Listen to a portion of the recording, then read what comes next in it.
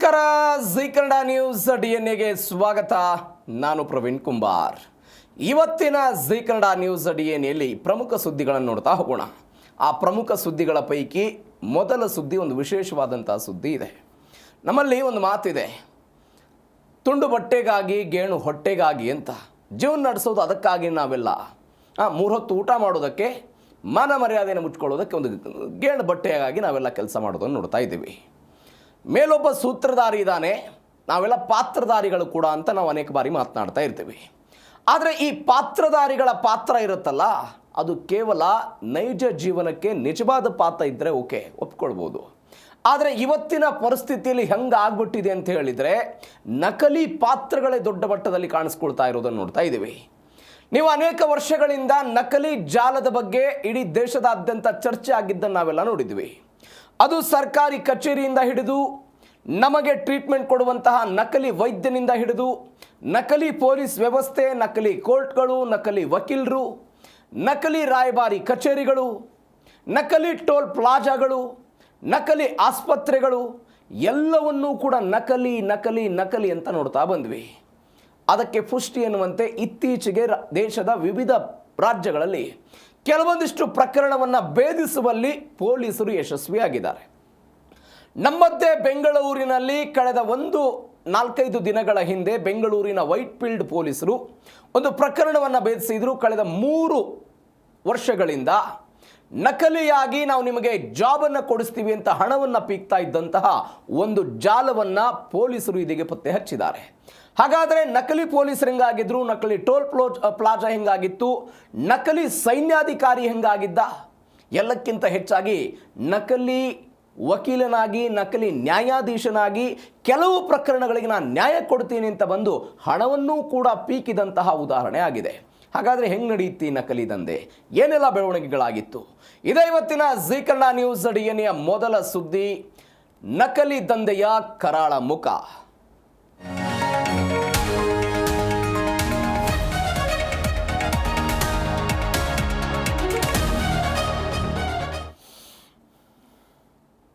ಇಡೀ ದೇಶದಾದ್ಯಂತ ಇಂಥದ್ದೊಂದು ನಕಲಿ ಜಾಲದ ವ್ಯವಸ್ಥೆ ಸಂಪೂರ್ಣವಾಗಿ ತನ್ನ ಕದಂಬ ಬಾಹುಗಳನ್ನು ಚಾಚಿಕೊಂಡಿರೋದನ್ನು ನೋಡ್ತಾ ಇದ್ದೀವಿ.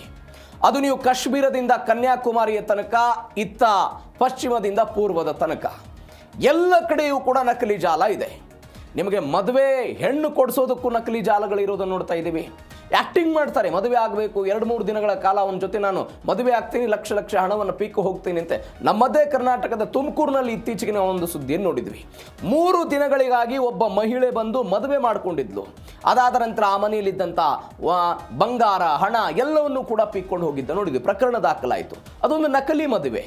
ಈ ನಕಲಿ ಮದುವೆ ಅಂತೇನೆ ಕೆಲವೊಂದಿಷ್ಟು ಪ್ರಕರಣಗಳಲ್ಲಿ ನಕಲಿಯಾಗಿ ನಟನೆ ಮಾಡೋದಕ್ಕೆ ಇವರ ಉದ್ದೇಶ ಏನು? ಅಲ್ಟಿಮೇಟ್ ಹಣವನ್ನು ಪೀಕೋದು ಉದ್ದೇಶ. ಇನ್ಯಾರನ್ನ ಬಳಕೆ ಮಾಡಿಕೊಂಡು, ಇನ್ಯಾರದ್ದೋ ಸಹಾಯವನ್ನು ತೆಗೆದುಕೊಂಡು ಬಡಪಾಯ ಜನರನ್ನ ವಂಚನೆ ಮಾಡುವಂತಹ ಪ್ರಕರಣಗಳು ಇಡೀ ದೇಶದಾದ್ಯಂತ ಆಗ್ತಾ ಇದೆ. ಈಗ ಜನರಿಗೆ ಒಂದು ಕೆಲಸ ಬೇಕು, ನಿರುದ್ಯೋಗದ ವಿಚಾರದಲ್ಲಿ ದೊಡ್ಡ ಮಟ್ಟದ ತಾಂಡವಾಡ್ತಾ ಇದೆ. ನಿರುದ್ಯೋಗ ಎನ್ನುವಂಥ ಅಸ್ತ್ರವನ್ನೇ ಬಳಕೆ ಮಾಡಿಕೊಂಡಂತಹ ಕೆಲವೊಂದಿಷ್ಟು ಕಂಪನಿಗಳು ಏನು ಮಾಡ್ತಾರೆ, ನಾವು ನಿಮ್ಗೆ ಉದ್ಯೋಗ ಕೊಡ್ತೀವಿ ಅಂತಾರೆ. ಯಾರೋ ಕೆಲವೊಂದಿಷ್ಟು ಜನ ನ್ಯಾಯಕ್ಕಾಗಿ ಅನೇಕ ವರ್ಷಗಳಿಂದ ಕೋರ್ಟ್ಗೆ ಅಲಿತಾ ಇರ್ತಾರೆ. ಅವ್ರು ಕೋರ್ಟ್ಗೆ ಅಲಿತಾ ಇರೋದನ್ನೇ ಇವರು ಬಂಡವಾಳ ಮಾಡ್ಕೊಳ್ತಾರೆ, ನಿಮ್ಗೆ ನ್ಯಾಯ ಕೊಡಿಸ್ತೀವಿ ಅಂತ ಹೇಳ್ತಾರೆ. ಯಾರೋ ಕೆಲವೊಂದಿಷ್ಟು ಜನ ಅನಾರೋಗ್ಯದಿಂದ ಆಸ್ಪತ್ರೆಗೆ ಬಳಲ್ತಾ ಇರ್ತಾರೆ, ನಿಮ್ಗೆ ಆ ದವಾಖಾನೆಗೆ ಹೋದ್ರೆ ನಿಮ್ಗೆ ಹುಷಾರಾಗಲ್ಲ, ನಮ್ಮ ಕಡೆ ಬನ್ನಿ, ನಿಮ್ಗೆ ನಾವು ಟ್ರೀಟ್ಮೆಂಟ್ ಕೊಡ್ತೀವಿ ಅಂತ ಹೇಳ್ತಾರೆ. ಅದನ್ನ ಬಂಡವಾಳವಾಗಿ ಬಳಕೆ ಮಾಡ್ಕೊಳ್ಳೋ ಪ್ರಯತ್ನ. ಇನ್ಯಾರೋ ಒಬ್ಬ ವ್ಯಕ್ತಿ ಪರೀಕ್ಷೆಯಲ್ಲಿ ಫೇಲ್ ಆಗ್ತಾನೆ, ನಾ ಫೇಲ್ ಆಗಿದ್ದೀನಿ ಅಂತ ಮನೆಯವ್ರಿಗೆ ಗೊತ್ತಾಗುತ್ತೆ ಅನ್ನೋ ಕಾರಣಕ್ಕಾಗಿ ತನ್ನದೇ ಆದಂಥ ಒಂದು ಸೇನಾ ಕಮಾಂಡರ್ ಹುದ್ದೆಯನ್ನು ಸೃಷ್ಟಿ ಮಾಡ್ಕೊಳ್ತಾನೆ. ನಾನು ನೋಡಿ ಚಿಕ್ಕ ವಯಸ್ಸಿನಲ್ಲಿ ಸೇನಾ ಕಮಾಂಡರ್ ಆಗಿಬಿಟ್ಟಿದ್ದೀನಿ ಅಂತ ಜಂಬವನ್ನು ಕೊಚ್ಚಿಕೊಳ್ಳೋ ಪ್ರಯತ್ನ. ಇನ್ಯಾರತ್ತೋ ಒಬ್ಬ ವ್ಯಕ್ತಿ ಬರ್ತಾನೆ, ಇಲ್ಲ ನಾನು IAS ಆಫೀಸರ್ ಇದ್ದೀನಿ ಅಂತ, IAS ಆಫೀಸರ್ ಇದ್ದೀನಿ ಅಂತ ಹೇಳಿ ಒಂದು ದೊಡ್ಡ ಮಟ್ಟದ ಕಾರ್ನಲ್ಲಿ ಓಡಾಡುವ ಪ್ರಯತ್ನವನ್ನು ಮಾಡ್ತಾನೆ.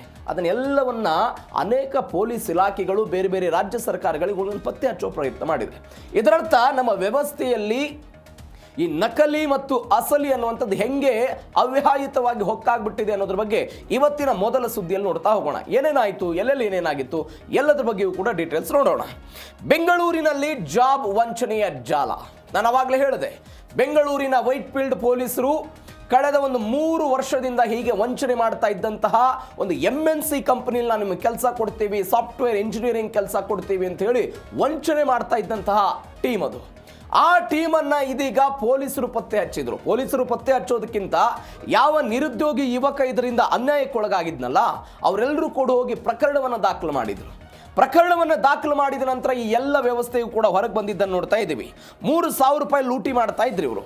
ನಿಮಗೆ ಈ ಜಾಬಿನ ವಿಚಾರದಲ್ಲಿ ಒಂದು 3-4 ರೀತಿಯಲ್ಲಿ ಮೋಸ ಆಗುತ್ತೆ. ಮೊದಲ ಹಂತದಲ್ಲಿ ಏನು ಮಾಡ್ತಾರೆ, ಇಲ್ಲ ನಾನು MNCಗೆ ನೇಮಕಾತಿ ಮಾಡಿಸ್ತೀನಿ, ಸಾಫ್ಟ್ವೇರ್ ಕಂಪ್ನಿಗಳೆಲ್ಲ ಕಳಿಸ್ತೀನಿ ಅಂತ ಹೇಳಿ ಅವರೆಲ್ಲ ಮಾಡ್ತಾರೆ.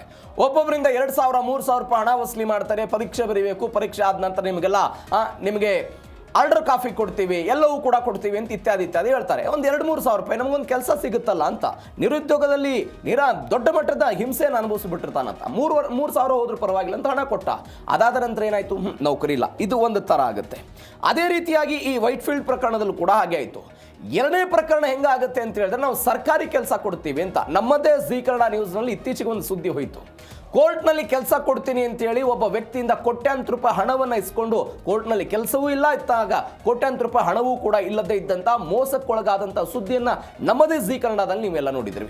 ಇಂಥದ್ದೊಂದು ವ್ಯವಸ್ಥಿತವಾದಂಥ ಜಾಲ ಇದೆ. ನಾವು ಕೋರ್ಟಲ್ಲಿ ಕೆಲಸ ಕೊಡಿಸ್ತೀವಿ, SDA FD ಆಗಿ ಮಾಡ್ತೀವಿ, ಬೇರೆ ಬೇರೆ ಇಲಾಖೆಯೆಲ್ಲ ನಮಗೆ ಗೊತ್ತಿದ್ದಾರೆ, ಟ್ರಾನ್ಸ್ಫರ್ ಮಾಡುವಂಥ ಅಧಿಕಾರಿಗಳ ನಮಗೆ ಗೊತ್ತಿದ್ದಾರೆ, ದೊಡ್ಡ ದೊಡ್ಡ ರಾಜಕಾರಣಿಗಳು ಕೆಲವೊಂದಿಷ್ಟು ಫೋಟೋ ಇಟ್ಕೊಂಡಿರ್ತಾರೆ ಅವರೆಲ್ಲ. ನೋಡಿ, ಈ ಮಿನಿಸ್ಟರ್ ಜೊತೆ ನಾನಿದ್ದೀನಿ, ಈ ಮಿನಿಸ್ಟರ್ಗೆ ಹೇಳಿದ್ರೆ ಕೆಲಸ ಆಗ್ಬಿಡುತ್ತೆ, ನಿಮ್ಗೇನು ಬೇಕು ವ್ಯವಸ್ಥೆ ಎಲ್ಲವನ್ನು ನಾನು ಮಾಡ್ತೀನಿ ಅಂತ ಟ್ರಾನ್ಸ್ಫರ್ ಮಾಡಿಸೋ ಪ್ರಯತ್ನ ಮಾಡ್ತೀನಿ ಅಥವಾ ಕೆಲಸ ಕೊಡಿಸ್ತೀನಿ ಅಂತ ಈ ರೀತಿಯಾಗಿ ಹಣ ಪೀಕೋ ಪ್ರಯತ್ನ. ಎರಡನೇ ಭಾಗ. ಮೂರನೇ ಭಾಗ ಬೆಂಗಳೂರಿನಲ್ಲಿ ಹೆಂಗೆ ನಡೆಯುತ್ತೆ ಅಂತ ಹೇಳಿದ್ರೆ, ನೀವು ವರ್ಕ್ ಫ್ರಮ್ ಹೋಮ್ ಮಾಡಬಹುದು ಕೆಲಸ ಅಂತ ಬೀದಿಗಳಲ್ಲೆಲ್ಲ ಸ್ಟಿಕ್ಕರ್ ಅಂಟಿಸಿರ್ತಾರೆ ಅವರು. ಈ ರಸ್ತೆಗಳಲ್ಲೆಲ್ಲ ಸ್ಟಿಕ್ಕರ್, ವರ್ಕ್ ಫ್ರಮ್ ಹೋಮ್, ದಿನಕ್ಕೆ 2,000 ಗಳಿಸಬಹುದು, ತಿಂಗಳಿಗೆ 30,000 ಗಳಿಸಬಹುದು, 60,000, ಮನೆಯಲ್ಲಿ ಕುಳಿತಲ್ಲೇ ಸಂಪಾದನೆ ಅಂತ ಅಟ್ರಾಕ್ಟಿವ್ ಆಗಿ ಬರಹ ಬರೆದಿರ್ತಾರೆ. ಕೆಲವೊಂದಿಷ್ಟು ಕೂಡಲೇ ಸಂಪರ್ಕಿಸಿ, ಕೆಲವೊಂದಿಷ್ಟು ಜನರಿಗೆ ಮಾತ್ರ ಮೀಸಲು ಸೀಟುಗಳಂತೆಲ್ಲ ಬರೀತಾರೆ. ಪಾಪ ನಿರುದ್ಯೋಗದ ಸಮಸ್ಯೆ, ಕೆಲಸ ಸಿಗಬೇಕು ಅನ್ನುವಂಥ ಆಶಯ. ಹೀಗಾಗಿ ಒಂದು 2,000 ರೂಪಾಯಿ ಹೋದ್ರೂ ಪರವಾಗಿಲ್ಲ ಅಂತ ನಂಬರಿಗೆ ಕರೆ ಮಾಡೋ ಪ್ರಯತ್ನವನ್ನು ಮಾಡ್ತಾರೆ. ಆ ಸಂದರ್ಭದಲ್ಲಿ ಏನಾಗುತ್ತೆ, ಇವರಿಂದ ಹಣವನ್ನು ಪೀಕ್ನೆ ಮಾಡ್ತಾರೆ. ಹಣ ಪೀಕಿದ ನಂತರ ಇವರಿಗೆ ಕೆಲಸವೂ ಇಲ್ಲ, ಯಾವ ಸಂಪರ್ಕವೂ ಇಲ್ಲ, ಅವರ ಗಂಟು ಮುಟ್ಟು ಕಟ್ಕೊಂಡು ಅವ್ರು ಹೋಗೋ ಪ್ರಯತ್ನ ಆಗುತ್ತೆ. ಈ ರೀತಿಯಾಗಿ ವ್ಯವಸ್ಥಿತವಾದಂತಹ ಜಾಲ ಆಗ್ತಾ ಇತ್ತು. ಈ ಪ್ರಕರಣದಲ್ಲಿ ನಾನು ವೈಟ್ ಫೀಲ್ಡ್ ಪ್ರಕರಣ ಹೇಳಿದ್ನಲ್ಲ, ಪವನ್ ಗೋಪಾಲ್ ಎನ್ನುವಂಥ ಒಬ್ಬ ವ್ಯಕ್ತಿಯನ್ನೆಲ್ಲ ಬಂಧನ ಮಾಡಿದ್ರು. ಅಂದರೆ 3 ವರ್ಷದಿಂದ ಇವರೆಲ್ಲ ನಡೆಸ್ತಾ ಇದ್ರು. ಒಂದು ಇನ್ಫೋಸ್ಕ್ವೇರ್ ಗ್ಲೋಬಲ್ ಸೊಲ್ಯೂಷನ್ ಎನ್ನುವಂಥ ಒಂದು ಕಂಪನಿಯನ್ನು ಶುರು ಮಾಡಿದ್ರಂತೆ ಇವರು. ಗ್ಲೋಬಲ್ ಸೊಲ್ಯೂಷನ್ ಅಂತ ಇದರರ್ಥ ಏನು, ಈಗ ನಾವು ಅನೇಕ ಬಾರಿ ಅನೇಕ ಕಡೆ ಎಲ್ಲ ನೋಡಿರ್ತೀವಿ, ನಾವು ನಿಮಗೆ ನೇಮಕಾತಿ ಕೇಂದ್ರಗಳು ಅಂತ. ಈ ನೇಮಕಾತಿ ಕೇಂದ್ರಗಳ ಮುಖಾಂತರ ನಿಮಗೆ ಉದ್ಯೋಗ ಕೊಡಿಸ್ತೀವಿ ಅಂತ. ಈ ಪವನ್ ಅಂತ ನಾನು ಹೇಳಿದ್ನೆ, ಅವರದ್ದೂ ಕೂಡ ಜಾಲ. ನೀವು ಅವ್ರ ಆಫೀಸನ್ನು ನೋಡಿಬಿಟ್ರೆ ಥೇಟ್ MNC ಆಫೀಸ್ ಥರ ಕಾಣಿಸುತ್ತದು. ಯಾರೋ ಒಂದಿಷ್ಟು ಜನ ಬಂದಿರ್ತಾರೆ, ಯಾರೋ ಒಂದಿಷ್ಟು ಜನ ಸ್ಟಾಫ್ ಇರ್ತಾರೆ, ಯಾರದೋ ಕಡೆ ಪರೀಕ್ಷೆ ಬರೆಸ್ತಾ ಇರ್ತಾರೆ. ಹಿಂಗೆ ಆಯಿತು. ಒಬ್ಬ ವ್ಯಕ್ತಿ ವಿಶ್ವೇಶ್ವರಯ್ಯ ಇಂಜಿನಿಯರಿಂಗ್ VTUನ ಒಬ್ಬ ವಿದ್ಯಾರ್ಥಿ, ಅವ್ರಿಗೂ ಒಂದು 3,000 ರೂಪಾಯಿ ಹಣ ಕೊಟ್ಟು ಪರೀಕ್ಷೆ ಬರೆದು ಹೋದ ಆತನ ಒಂದು ಮೇಲೇನೋ ಹೋಯ್ತಂತೆ, ನೀವು ಪರೀಕ್ಷೆಯಲ್ಲಿ ಫೇಲ್ ಆಗಿದ್ದೀರಿ, ಪಾಸ್ ಆಗಿಲ್ಲ ಅಂತ. ಆ ವ್ಯಕ್ತಿ ವಾಪಸ್ ಈ ಕೇಂದ್ರಕ್ಕೆ ಬರ್ತಾನಂತ, ವೈಟ್ ಫೀಲ್ಡ್ನಲ್ಲಿದ್ದಂಥ ಈ ಕೇಂದ್ರಕ್ಕೆ ಬರ್ತಾನೆ. ಇಲ್ಲ, ನಾನು ಫೇಲ್ ಆಗಿದ್ದೀನಿ, ಮತ್ತೊಮ್ಮೆ ನಾನು ಪರೀಕ್ಷೆ ಬರೀತೀನಿ ಅಂತ. ಇಲ್ಲ, ನಿಂಗೆ ಪರೀಕ್ಷೆನೇ ಇಲ್ಲ, ಏನಿಲ್ಲ, ಮತ್ತು ನನಗೆ ಕೆಲಸ ಬೇಕು ಸ್ವಾಮಿ ಅಂತ ಆ ವ್ಯಕ್ತಿ ಕೇಳ್ತಾನೆ. ಆ ವಿದ್ಯಾರ್ಥಿ ಫೈನಲ್ ಇಯರ್ ವಿದ್ಯಾರ್ಥಿ, ಆ ವ್ಯಕ್ತಿ ಕೇಳ್ತಾನಂತ ಈ ಪವನ್ ಆ್ಯಂಡ್ ಟೀಮ್ಗೆಲ್ಲ. ಇಲ್ಲ ಕೆಲಸ ಎಲ್ಲ ಸಿಗಲ್ಲ ಅಂತ ಆತನ ಮೇಲೆ ದಬ್ಬಾಳಿಕೆ ಹಾಕುವ ಪ್ರಯತ್ನ ಮಾಡಿದರು.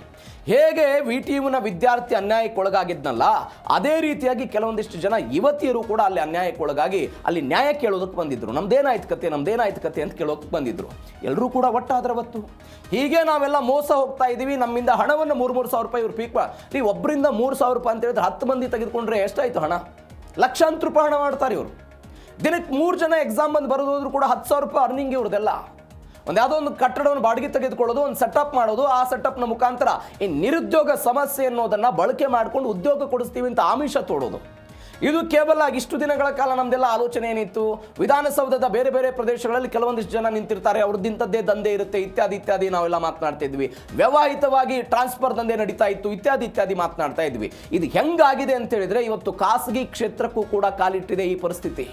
ಖಾಸಗಿ ಕ್ಷೇತ್ರಕ್ಕೂ ಕೂಡ ಕಾಲಿಟ್ಟಿದೆ. ಯಾಕಂದರೆ ನಿರುದ್ಯೋಗ ಅನ್ನುವಂಥ ತಾಂಡವಾಡ್ತಾ ಇದೆ. ಕೆಲಸ ಬೇಕು ಅಂತ ಜನ ಯುವಕರೆಲ್ಲ ಬೀದಿಗೆ ಬಂದು ಪ್ರತಿಭಟನೆ ಮಾಡ್ತಾ ಇದ್ದಾರೆ.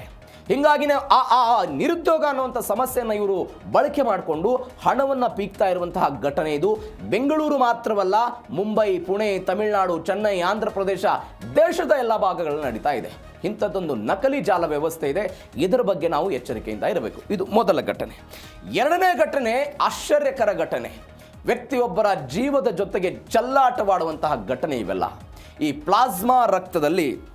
ಪ್ಲಾಸ್ಮಾದಲ್ಲಿ ನಕಲಿ ವ್ಯವಸ್ಥೆಗಳನ್ನು ಬಳಕೆ ಮಾಡಿಕೊಂಡು ಶುಗರ್ ನೀರು ಹಾಕೋದಂತೆ, ಅದಾದ ನಂತರ ಸಲೈನ್ ನೀರು ಹಾಕೋದಂತೆ, ಎಣ್ಣೆಗಳನ್ನು ಬಳಕೆ ಮಾಡೋದಂತೆ, ಅದನ್ನು ಬಳಕೆ ಮಾಡಿಕೊಂಡು ನಕಲಿ ಪ್ಲಾಸ್ಮಾವನ್ನು ಕಂಪನಿಗಳಿಗೆ ಕಳಿಸೋದು ಅಥವಾ ಫಾರ್ಮಾ ಕಂಪನಿಗಳಿಗೆ ಕಳಿಸೋದು, ಅಸಲಿ ಇದ್ದಿದ್ದನ್ನು ಇವರು ಮಾರಾಟ ಮಾಡುವಂತಹ ಒಂದು ಜಾಲ ಇದು. ಎಲ್ಲಿ ಪತ್ತೆ ಆಯಿತು? ಮಹಾರಾಷ್ಟ್ರದಲ್ಲಿ ಪತ್ತೆ ಆಗಿರುವಂತಹ ಜಾಲ ಇದು.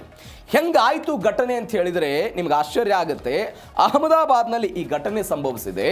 ಅಹಮದಾಬಾದ್ನಲ್ಲಿ ರಕ್ತದ ಪ್ಲಾಸ್ಮಾವನ್ನು ಕದ್ದು ಅದರ ಬದಲಿಗೆ ಉಪ್ಪು ನೀರು ಮತ್ತು ಸಲೈನ್ ನಾವೇನು ಕರಿತೀವಿ, ಆ ಸಲೈನ್ ನೀರನ್ನು ಮತ್ತು ಎಣ್ಣೆಯನ್ನು ಬಳಕೆ ಮಾಡಿಕೊಂಡು ಇದನ್ನು ಮೋಸ ಮಾಡ್ತಾ ಇದ್ದಂತಹ ಒಂದು ಜಾಲ ಇದು. ಇದರಲ್ಲಿ ಒಬ್ಬ ವ್ಯಕ್ತಿ ಬರ್ತಾನೆ. ಯಾವ ವ್ಯಕ್ತಿ? ಅವರೊಂದು 60% ಉಪ್ಪು ನೀರು ಹಾಕ್ತಿದ್ದಂತೆ, ಒಂದು 40% ಅವಧಿ ಮುಗಿದಿದ್ದಂತಹ ಪ್ಲಾಸ್ಮಾವನ್ನು ಅಳಕೆ ಮಿಕ್ಸ್ ಮಾಡೋ ಪ್ರಯತ್ನ ಮಾಡ್ತಾ ಇದ್ರಂತೆ. ಅಂದರೆ ನಿಮಗೆ ಅದರಲ್ಲಿದ್ದಂತಹ ಅಸಲಿ ಇದ್ದಂತಹ ಫ್ಯೂರ್ ಇದ್ದಂತಹ ಪ್ಲಾಸ್ಮಾವನ್ನು ತೆಗೆದು 60% ಉಪ್ಪಿನ ನೀರು, 40% ಅವಧಿ ಮುಗಿದಿದ್ದಂತಹ ಪ್ಲಾಸ್ಮಾವನ್ನೆಲ್ಲ ಬಳಕೆ ಮಾಡ್ತಾ ಇದ್ರು. ಇದರಲ್ಲಿ ಒಬ್ಬ ವ್ಯಕ್ತಿ ಬರ್ತಾನೆ. ಆ ವ್ಯಕ್ತಿ ಹೆಸರು ಏನಂತೇಳಿ ದಿನೇಶ್ ಅಂತ. ಆ ದಿನೇಶ್ ಅನ್ನುವಂಥ ವ್ಯಕ್ತಿ, ದಿನೇಶ್ ಬಾಯಿ ಚೌಧರಿ ಅಂತ ಕರೀತಾರೆ ಅದನ್ನು. ಆ ವ್ಯಕ್ತಿ ಹಿಂದೆ ಏನು ಮಾಡ್ತಾ ಇದ್ದ, ಒಂದು ಪ್ಲಾಸ್ಮಾ ಕಂಪ್ನಿಯಲ್ಲಿ, ಅಂದರೆ ಒಂದು ಫಾರ್ಮಾಸ್ಯೂಟಿಕಲ್ ಕಂಪ್ನಿಯಲ್ಲಿ ಪ್ಲಾಸ್ಮಾ ಕಲೆಕ್ಷನ್ ಆಫೀಸರ್ ಆಗಿ ಕೆಲಸ ಮಾಡ್ತಾ ಇದ್ದ. ಒಂದು ಸಂಬಳಕ್ಕಾಗಿ ಕೆಲಸ ಮಾಡ್ತಾ ಇದ್ದ. ಆತನಿಗೆ ಗೊತ್ತಿತ್ತು ಪ್ಲಾಸ್ಮಾ ಹೆಂಗೆ ಕಲೆಕ್ಟ್ ಮಾಡ್ತಾರೆ, ಅದರಿಂದ ಏನಾಗುತ್ತೆ, ಅದನ್ನು ಹೆಂಗೆ ತೆಗೆದುಕೊಂಡು ಹೋಗಬೇಕು, ಎಲ್ಲಿ ಸಾಗಾಟ ಮಾಡಬೇಕು ಎಲ್ಲ ಗೊತ್ತಿತ್ತು. ಅವನಿಗೊಂದು ಆಲೋಚನೆ ಬಂತಂತೆ, ನಾ ಅನೇಕ ವರ್ಷಗಳಿಂದ ಇಲ್ಲಿ ಸಂಬಳಕ್ಕಾಗಿ ಕೆಲಸ ಮಾಡ್ತಾ ಇದ್ದೀನಿ, ಏಕಾಏಕಿಯಾಗಿ ನಾನು ಕೋಟ್ಯಾಧಿಪತಿ ಆಗಬೇಕು ಅಂಥೇಳಿ ಈ ದಿನೇಶ್ಗೆ ಒಂದು ದೊಡ್ಡ ಮಟ್ಟದ ಆಶಯ ಬಂದುಬಿಡುತ್ತೆ. ಆ ವ್ಯಕ್ತಿ ಏನು ಮಾಡುತ್ತಾನೆ, ಇದನ್ನೇ ಪ್ಲಾಸ್ಮಾ ವಿಚಾರದಲ್ಲಿ ನಾನೇನೋ ಕಳ್ಳಾಟ ಆಡಬೇಕು ಅಂತೇಳಿ ಒಂದು ತಂಡವನ್ನು ರಚನೆ ಮಾಡ್ತಾನೆ. ಅದರಲ್ಲಿ ದಿನೇಶ್ನ ಪಾತ್ರ ಏನಿರುತ್ತೆ, ಈ ಪ್ಲಾಸ್ಮಾ ಸಾಗಿಸುವಂಥ ವಾಹನಗಳೇನಿರುತ್ತಲ್ಲ, ಆ ಎಲ್ಲ ವಾಹನಗಳ ಮಾಹಿತಿಯನ್ನು ಪತ್ತೆ ಹಚ್ಚೋದು, ಅವುಗಳನ್ನು ಅಲ್ಲಿ ಕದ್ದು ಅದಾದ ನಂತರ ಅವುಗಳನ್ನು ಬೇರೆ ಕಡೆ ಹೆಂಗೆ ಸಾಗಾಟ ಮಾಡಬೇಕು ಅನ್ನೋದು ದಿನೇಶ್ನ ಕೆಲಸ. ಇದರಲ್ಲಿ ಒಬ್ಬ ಅಜಯ್ ಕರಂಗಿಯಾ ಅಂತ, ಈ ಅಹಮದಾಬಾದನ ಸುತ್ತಮುತ್ತ ಅದು ಸನಂದ್ ಆಗಿರ್ಬೋದು, ಚಂಗೋದರ್ ಆಗಿರ್ಬೋದು, ಈ ಕೈಗಾರಿಕಾ ಪ್ರದೇಶ ಏನಿರುತ್ತೆ ಅಲ್ಲಿ ಯಾವ್ಯಾವ ಗಾಡಿಗಳು ಹೋಗ್ತಾ ಇರುತ್ತಲ್ಲ ಅವೆಲ್ಲವನ್ನೂ ಕೂಡ ನಿಯಂತ್ರಣಕ್ಕೆ ತೆಗೆದುಕೊಳ್ಳೋದು, ಅವುಗಳ ಮೇಲೆ ಕಣ್ಣಿಡೋ ಪ್ರಯತ್ನ ಇವರಿಬ್ಬರ ಕೆಲಸ ಆಯಿತು. ಮೂರನೇ ಒಬ್ಬ ವ್ಯಕ್ತಿ ಜಗನ್ನಾಥ್ ರಾಥೋಡ್ ಮತ್ತು ಶ್ರವಣ್ ಸಿಂಗ್ ಅಂತ. ಯಾರು ಡ್ರೈವರು? ಈ ಲಾರಿಗಳ ಡ್ರೈವರು. ಇವರ ಶಾಮೀಲತನವೂ ಕೂಡ ಇತ್ತು. ಹೆಂಗಾಗ್ತಿತ್ತು ಘಟನೆ? ಬೇರೆ ಬೇರೆ ಪ್ರದೇಶಕ್ಕೆ ಪ್ಲಾಸ್ಮಾ ಹೋಗ್ತಿತ್ತಲ್ಲ, ಅದನ್ನು ತಡೆ ಹಿಡಿದು ಈ ಡ್ರೈವರ್ಗಳ ಸಹಾಯದ ಮುಖಾಂತರ ಅಸಲಿ ಮತ್ತು ನಕಲಿಯನ್ನು ಬೇರ್ಪಡಿಸಿ ಅದನ್ನು ನಕಲಿಯನ್ನು ಕಳಿಸೋ ಪ್ರಯತ್ನವನ್ನು ಮಾಡ್ತಿದ್ರು. ಕೆಲವೊಂದಿಷ್ಟು ದಿನ ಎಲ್ಲ ನಡೀತಿದ್ದು. ಸೀಲಿಂಗ್ ಮಾಡ್ತಿದ್ರು, ಸೀಲ್ ಹಾಕ್ತಾ ಇದ್ರು, ಪ್ಯಾಕ್ ಮಾಡಲಾಗ್ತಾ ಇತ್ತು, ಎಲ್ಲವೂ ಕೂಡ ಆಗ್ತಾ ಇತ್ತು. ಇದಾದ ನಂತರ ಅಹಮದಾಬಾದ್ನ ಒಂದು ಫಾರ್ಮಾಸ್ಯೂಟಿಕಲ್ ಕಂಪನಿ ಜೀವರಕ್ಷಕ ಮದ್ದನ್ನೆಲ್ಲ ತಯಾರು ಮಾಡ್ತಾ ಇತ್ತು. ಅದು ಹಾಗೆ ತಯಾರು ಮಾಡಿದಾಗ ಅಮೇರಿಕಾದ ಒಂದು ಇಲಾಖೆ ಏನು ಮಾಡಿಬಿಡುತ್ತೆ, ಅದನ್ನು ತಿರಸ್ಕಾರ ಮಾಡುತ್ತೆ. ಇದರಲ್ಲಿ ಪ್ಯೂರ್ ಆದಂಥ ಪ್ಲಾಸ್ಮಾ ಇಲ್ಲ ಅಂತ. ಈ ಪ್ಯೂರ್ ಆದಂತಹ ಪ್ಲಾಸ್ಮಾ ಇಲ್ಲ ಅಂತ ಅಮೇರಿಕಾದ ಒಂದು ಇಲಾಖೆ ಇದನ್ನು ತಿರಸ್ಕಾರ ಮಾಡಿದ ನಂತರ ಹೀಗೆ ಆಗ್ತಾ ಇದೆ ಅನ್ನುವಂಥ ಎಲ್ಲ ಬೆಳವಣಿಗೆಗಳು ಒತ್ತಾಗೋದಕ್ಕೆ ಶುರುವಾಗುತ್ತೆ. ಈಗ ನಿಮ್ಗೊಂದು ಪ್ರಶ್ನೆ ಬರ್ಬೋದು, ಅಸಲಿ ಇದ್ದಿದ್ದನ್ನು ತೆಗೆದುಕೊಂಡು ಹೋಗಿ ಏನು ಮಾಡ್ತಿದ್ರು? ನಕಲಿ ಇದ್ದಿದ್ದನ್ನು ಕಂಪನಿ ಕೊಡ್ತಿದ್ರು, ಅಸಲಿ ಇದ್ದಿದ್ದನ್ನು ಇವರು ಪೂರೈಕೆ ಮಾಡ್ತಾ ಇದ್ರು. ಹೀಗೆ ಪೂರೈಕೆ ಮಾಡುವ ಮುಖಾಂತರ ಕೋಟ್ಯಾಂತರ ರೂಪಾಯಿ ಹಣವನ್ನು ಗಳಿಸುವಂತಹ ಜಾಲಕ್ಕೆ ಅಹಮದಾಬಾದ್ನಲ್ಲಿ ಈ ತಂಡ ಎಲ್ಲ ಹೋಗ್ತಾ ಇತ್ತು. USFDA ಎನ್ನುವಂಥ ಅಮೇರಿಕಾದ ಒಂದು ಇಲಾಖೆ ಇದನ್ನೆಲ್ಲವನ್ನು ಕೂಡ ಬಯಲಿಗೆಳೆತು. ಅದಾದ ನಂತರ ಇವರನ್ನು ಬಂಧಿಸುವ ಪ್ರಯತ್ನ ಆಗಿದೆ. 7 ಜನರನ್ನ ಈ ಪ್ರಕರಣದಲ್ಲಿ ಬಂಧಿಸಲಾಗಿದೆ. ಮತ್ತೊಂದು ಬೆಳವಣಿಗೆ ಏನಾಗಿದೆ ಅಂತ ಹೇಳಿದ್ರೆ, ನಕಲಿ ಆಸ್ಪತ್ರೆ ಯೂಟ್ಯೂಬ್ ನೋಡಿ ಶಸ್ತ್ರಚಿಕಿತ್ಸೆ ಮಾಡಿರೋ ಘಟನೆ. ಇದು ಅಹಮದಾಬಾದ್ನ ಘಟನೆ. ಅದಾದ ನಂತರ ಒಂದು ನಕಲಿ ಆಸ್ಪತ್ರೆ. ಈಗ ನಮ್ಮಲ್ಲಿ ಹಳ್ಳಿಗಳಲ್ಲಿ ಒಬ್ಬರ RMP ಡಾಕ್ಟರ್ ಯಾರೋ ಇರ್ತಾರೆ, ಅವ್ರದ್ದು MBBS ಮುಗಿದಿರಲ್ಲ, BMS ಮುಗಿದಿರಲ್ಲ, ಯಾವುದೇ ವೈದ್ಯಕೀಯ ಕೋರ್ಸ್ ಮುಗಿದಿಲ್ಲ ಅನ್ನೋ ಕಾರಣಕ್ಕಾಗಿ ಅವರ ವಿರುದ್ಧ ಕ್ರಮವನ್ನು ತೆಗೆದುಕೊಳ್ಳೋದನ್ನು ನೋಡಿದ್ದೀವಿ ನಾವು. ಆದರೆ ಇಲ್ಲೊಂದು ನಕಲಿ ಆಸ್ಪತ್ರೆ, ಆ ವ್ಯಕ್ತಿಗೆ ಈ MBBS ಅಥವಾ ವೈದ್ಯಕೀಯ ಕ್ಷೇತ್ರದಲ್ಲಿ AAEE ಅನ್ನೋದು ಕೂಡ ಗೊತ್ತಿಲ್ಲ, ಗಂಧಗಾಳಿ ಗೊತ್ತಿಲ್ಲದಂಥ ವ್ಯಕ್ತಿ. ಗಂಧಗಾಳಿ ಗೊತ್ತಿಲ್ಲ. ಒಬ್ಬ ಮಹಿಳೆಗೆ ಹೊಟ್ಟೆ ನೋವು ಬರುತ್ತಪ್ಪ, ಮಹಿಳೆಗೆ ಹೊಟ್ಟೆ ನೋವು ಬಂತು. ಉತ್ತರ ಪ್ರದೇಶದಲ್ಲಿ ಆಗಿರೋ ಘಟನೆ ಇದು. ಬಾರಾಬಂಕಿ ಅಂತ, ಉತ್ತರ ಪ್ರದೇಶದ ಬಾರಾಬಂಕಿ ಆ ಪ್ರದೇಶದಲ್ಲಿ ಈ ಘಟನೆ ಆಯಿತು. ಏನೋ ಹೊಟ್ಟೆ ನೋಯ್ತಾ ಇದೆ ಅನ್ನುವ ಕಾರಣಕ್ಕಾಗಿ ಆ ಪತಿ ಏನು ಮಾಡ್ತಾನೆ, ಪಕ್ಕದಲ್ಲೇ ಇರುವಂಥ ಒಂದು ಕ್ಲಿನಿಕ್ಗೆ ಕರ್ಕೊಂಡು ಹೋಗ್ತಾನೆ ಡಾಕ್ಟರ್ ಹತ್ರ. ಡಾಕ್ಟ್ರು ನಕಲಿ ಡಾಕ್ಟರ್ ಆತ. ಅವ್ರು ಚೆಕ್ ಮಾಡ್ತಾರೆ, ಇಲ್ಲ ಇವ್ರಿಗೆ ಹೊಟ್ಟೆ ನೋವಾಗಿದೆ, ಹೊಟ್ಟೆಯಲ್ಲಿ ಬೇರೆ ಬೇರೆ ಸಮಸ್ಯೆಗಳಾಗಿದೆ, ಹೀಗಾಗಿ ಶಸ್ತ್ರಚಿಕಿತ್ಸೆ ಮಾಡಬೇಕು ಅಂತ. ಮುನಿಶ್ರಾ ರಾವತ್ ಅಂತ 38 ವರ್ಷದ ಹೆಣ್ಣುಮಗಳವಳು, ಹೊಟ್ಟೆ ನೋವು ಬಂತು. ಒಂದು ಜ್ಞಾನ್ ಪ್ರಕಾಶ್ ಮಿಶ್ರಾ ಎನ್ನುವಂಥ ಒಬ್ಬ ಡಾಕ್ಟರ್, ನಕಲಿ ಡಾಕ್ಟ್ರು, ಆತರ ಬಳಿಗೆ ಕರ್ಕೊಂಡು ಹೋಗ್ತಾರೆ. ಆ ವ್ಯಕ್ತಿ ಹೇಳ್ತಾನೆ, ಇಲ್ಲ ಹೊಟ್ಟೆಯಲ್ಲಿ ಕಲ್ಲೆಲ್ಲ ಇದೆ, ಈ ಕಲ್ಲನ್ನು ತೆಗಿಬೇಕು ಅಂತೇಳಿ ಶಸ್ತ್ರಚಿಕಿತ್ಸೆ ಎಲ್ಲ ಮಾಡಬೇಕು, ಸರ್ಜರಿ ಮಾಡಬೇಕು ಅಂತ ಹೇಳ್ದ. ಅದಾದ ನಂತರ ನಾನೇನು ಹೇಳಿದ್ನಲ್ಲ, ಜ್ಞಾನ ಪ್ರಕಾಶ್ ಅಂತ ಹೇಳಿದ್ನಲ್ಲ, ಈ ವ್ಯಕ್ತಿ ಗ್ರಾಮ ಪಂಚಾಯಿತಿಯ ಮಾಜಿ ಅಧ್ಯಕ್ಷ ಆಗಿರ್ತಾನೆ. ಇದು ಗಮನಿಸಬೇಕಾದ ಸಂಗತಿ. ನೀವು ಮಾಜಿ ಅಧ್ಯಕ್ಷ ಆಯ್ತಾ. ಆತ ಏನು ಮಾಡ್ತಾನೆ, ಆತ ಮತ್ತು ಆತನ ಸೋದರಳಿಯ ವಿಪರೀತವಾಗಿ ಕುಡಿದಿರ್ತಾರೆ. ಕುಡಿದ ನಶೆಯಲ್ಲಿ ಶಸ್ತ್ರಚಿಕಿತ್ಸೆ ಮಾಡೋದಕ್ಕೆ ಶುರು ಮಾಡ್ತಾರೆ. ಹೊಟ್ಟೆ ಎರ್ರಾಬಿರಿ ಕೊಯ್ತಾರೆ. ಯೂಟ್ಯೂಬ್ ನೋಡಿ ಕೊಯ್ತಾರೆ ಅವರು. ಯೂಟ್ಯೂಬ್ ನೋಡಿ ಹೊಟ್ಟೆ ಕೊರಿತಾರೆ. ಅದಾದ ನಂತರ ಏನಾಗುತ್ತೆ ಅಂತ ಹೇಳಿದರೆ, ಹೊಟ್ಟೆ ಮತ್ತು ಸಣ್ಣ ಕರಳು ಮತ್ತು ಅನ್ನನಾಳವನ್ನು ಸಂಪರ್ಕ ಮಾಡಬಹುದಾದಂಥ ಒಂದು ರಕ್ತನಾಳದ ಕಟ್ಟಾಗ್ಬಿಡುತ್ತೆ. ಹೀಗೆ ಕಟ್ಟಾಗಿದ್ದರಿಂದ ಮಹಿಳೆ ಅಲ್ಲಿಯೇ ಮೃತಪಡ್ತಾಳೆ. ಹೀಗೆ ಮೃತಪಟ್ಟ ನಂತರ ಈ ನಕಲಿ ವೈದ್ಯಾಧಿಕಾರಿಗಳು ಅಥವಾ ನಕಲಿ ವೈದ್ಯರು ಅಂತ ನಾನು ಹೇಳ್ತಾ ಇದ್ದೆ, ಅವರು ಘಟನೆಯಿಂದೆಲ್ಲವೂ ಕೂಡ ಅವ್ರು ಹೋದರು. ಅದಾದ ನಂತರ ಈಗ ಕೇಸ್ ಆಯಿತು, ಬಂಧಿಸಿದ್ರು, ಆ ದವಾಖಾನೆಯನ್ನು ಕೂಡ ಕ್ಲೋಸ್ ಮಾಡಿದ್ದಾರೆ. ಇದು ಒಂದು. ಎರಡನೇದು, ಒಬ್ಬ 10ನೇ ಕ್ಲಾಸ್ ಕಲಿತಂತಹ ಒಬ್ಬ ವ್ಯಕ್ತಿ 16 ಬೆಡ್ಗಳನ್ನು ಹೊಂದಿರುವಂಥ ಒಂದು ಆಸ್ಪತ್ರೆಯನ್ನು ಮಾಡಿದ್ದಾನೆ. ಅದಕ್ಕೊಂದು ಹೆಸರಿಟ್ಟಿದ್ದಾನೆ ನೋಡಿ, ಮೆಡಿವರ್ಸನ್ ಹಾಸ್ಪಿಟಲ್ ಅಂತ. ಇಂಗ್ಲಿಷ್ ಪದಗಳನ್ನು ಬಳಕೆ ಮಾಡಿಕೊಂಡು ಮೆಡಿವರ್ಸನ್ ಹಾಸ್ಪಿಟಲ್ ಅಂತ. ಪ್ರತ್ಯೇಕವಾದಂಥ ವಾರ್ಡ್ಗಳಿದೆ, ಜನರಲ್ ವಾರ್ಡ್ ಇದೆ. ನೀವು ಹೆರಿಗೆ ಮಾಡಬೇಕು ಅನ್ನೋದಕ್ಕೆ ಹೆರಿಗೆಗೆ ವ್ಯವಸ್ಥೆಗಳಿದೆ. ಬೇರೆ ಬೇರೆ ಸ್ಪೆಷಲ್ ರೂಮ್ಗಳೇನಾದರೂ ಬೇಕು ಅಂತ ಹೇಳಿದ್ರೆ ಸ್ಪೆಷಲ್ ರೂಮ್ಗಳ ವ್ಯವಸ್ಥೆ ಇದೆ. ICU ಇದೆ, ತುರ್ತು ಚಿಕಿತ್ಸಾ ವಿಭಾಗವಿದೆ. ಯಾರು ಮಾಡಿರೋದು? 10ನೇ ತರಗತಿ ಫೇಲ್ ಆಗಿರುವಂಥ ವ್ಯಕ್ತಿ. OT ಇದೆ, ಎಲ್ಲವೂ ಕೂಡ ಇತ್ತು. ಅದಾದ ನಂತರ ಏನು ಮಾಡ್ತಾ ಇದ್ರಿ ಈ ವ್ಯಕ್ತಿಗಳು ಅಂತ ಹೇಳಿದ್ರೆ, ಒಂದು ಆಸ್ಪತ್ರೆನೇ ಅಲ್ಲ ಇದು, ಆ ಮಾತು ಬೇರೆ. ಹಳ್ಳಿ ಜನ ಬರ್ತಿದ್ರಲ್ಲ, ಆ ಹಳ್ಳಿ ಜನರನ್ನ ಟಾರ್ಗೆಟ್ ಮಾಡಿ ಮಾಡಿ ಮಾಡಿ ನೋಡಿ, ನಿಮಗೆ ಕಡಿಮೆ ಹಣದಲ್ಲಿ ಅತ್ಯಾಧುನಿಕ ಟ್ರೀಟ್ಮೆಂಟ್ ಕೊಡ್ತೀವಿ ಅಂತ ಹೇಳಿ ಈ ವ್ಯಕ್ತಿಗಳು ವಂಚನೆ ಮಾಡೋ ಪ್ರಯತ್ನವನ್ನು ಮಾಡ್ತಾ ಇದ್ರು.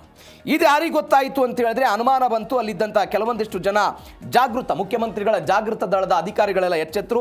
ಅಧಿಕಾರಿಗಳೆಲ್ಲ ಗ್ರಾಹಕರ ಸೋಗಿನಲ್ಲಿ ಬಂದು ಅಟ್ಯಾಕ್ ಮಾಡಿದ್ರು. ಅದಾದ ನಂತರ ಇದೆಲ್ಲ ಜಾಲವೂ ಕೂಡ ಹೊರಗೆ ಬಂತು. ಇದು ಒಂದು ಬೆಳವಣಿಗೆ. ಮತ್ತೊಂದು ಬೆಳವಣಿಗೆ ಏನು ಅಂತ ಹೇಳಿದ್ರೆ, ಹಾಲಿನಲ್ಲಿ ಡಿಟರ್ಜೆಂಟ್ ಪೌಡರ್ ಕಲಬೆರಕೆ ಮಾಡುವಂಥ ಪ್ರಕರಣ. ಡಿಟರ್ಜೆಂಟ್ ಅನ್ನು ಬಳಕೆ ಮಾಡೋದು. ನಾವು ಹಾಲು, ಪರಿಶುದ್ಧವಾದ ಹಾಲು, ಪ್ರತಿನಿತ್ಯ ಟೀಗೆ ಬೇಕು, ಮಕ್ಕಳಿಗೆ ಬೆಳಗ್ಗೆ ಹಾಲು ಕುಡಿಯೋದಕ್ಕೆಲ್ಲ ಹಾಲು ಬೇಕು ಅಂತ.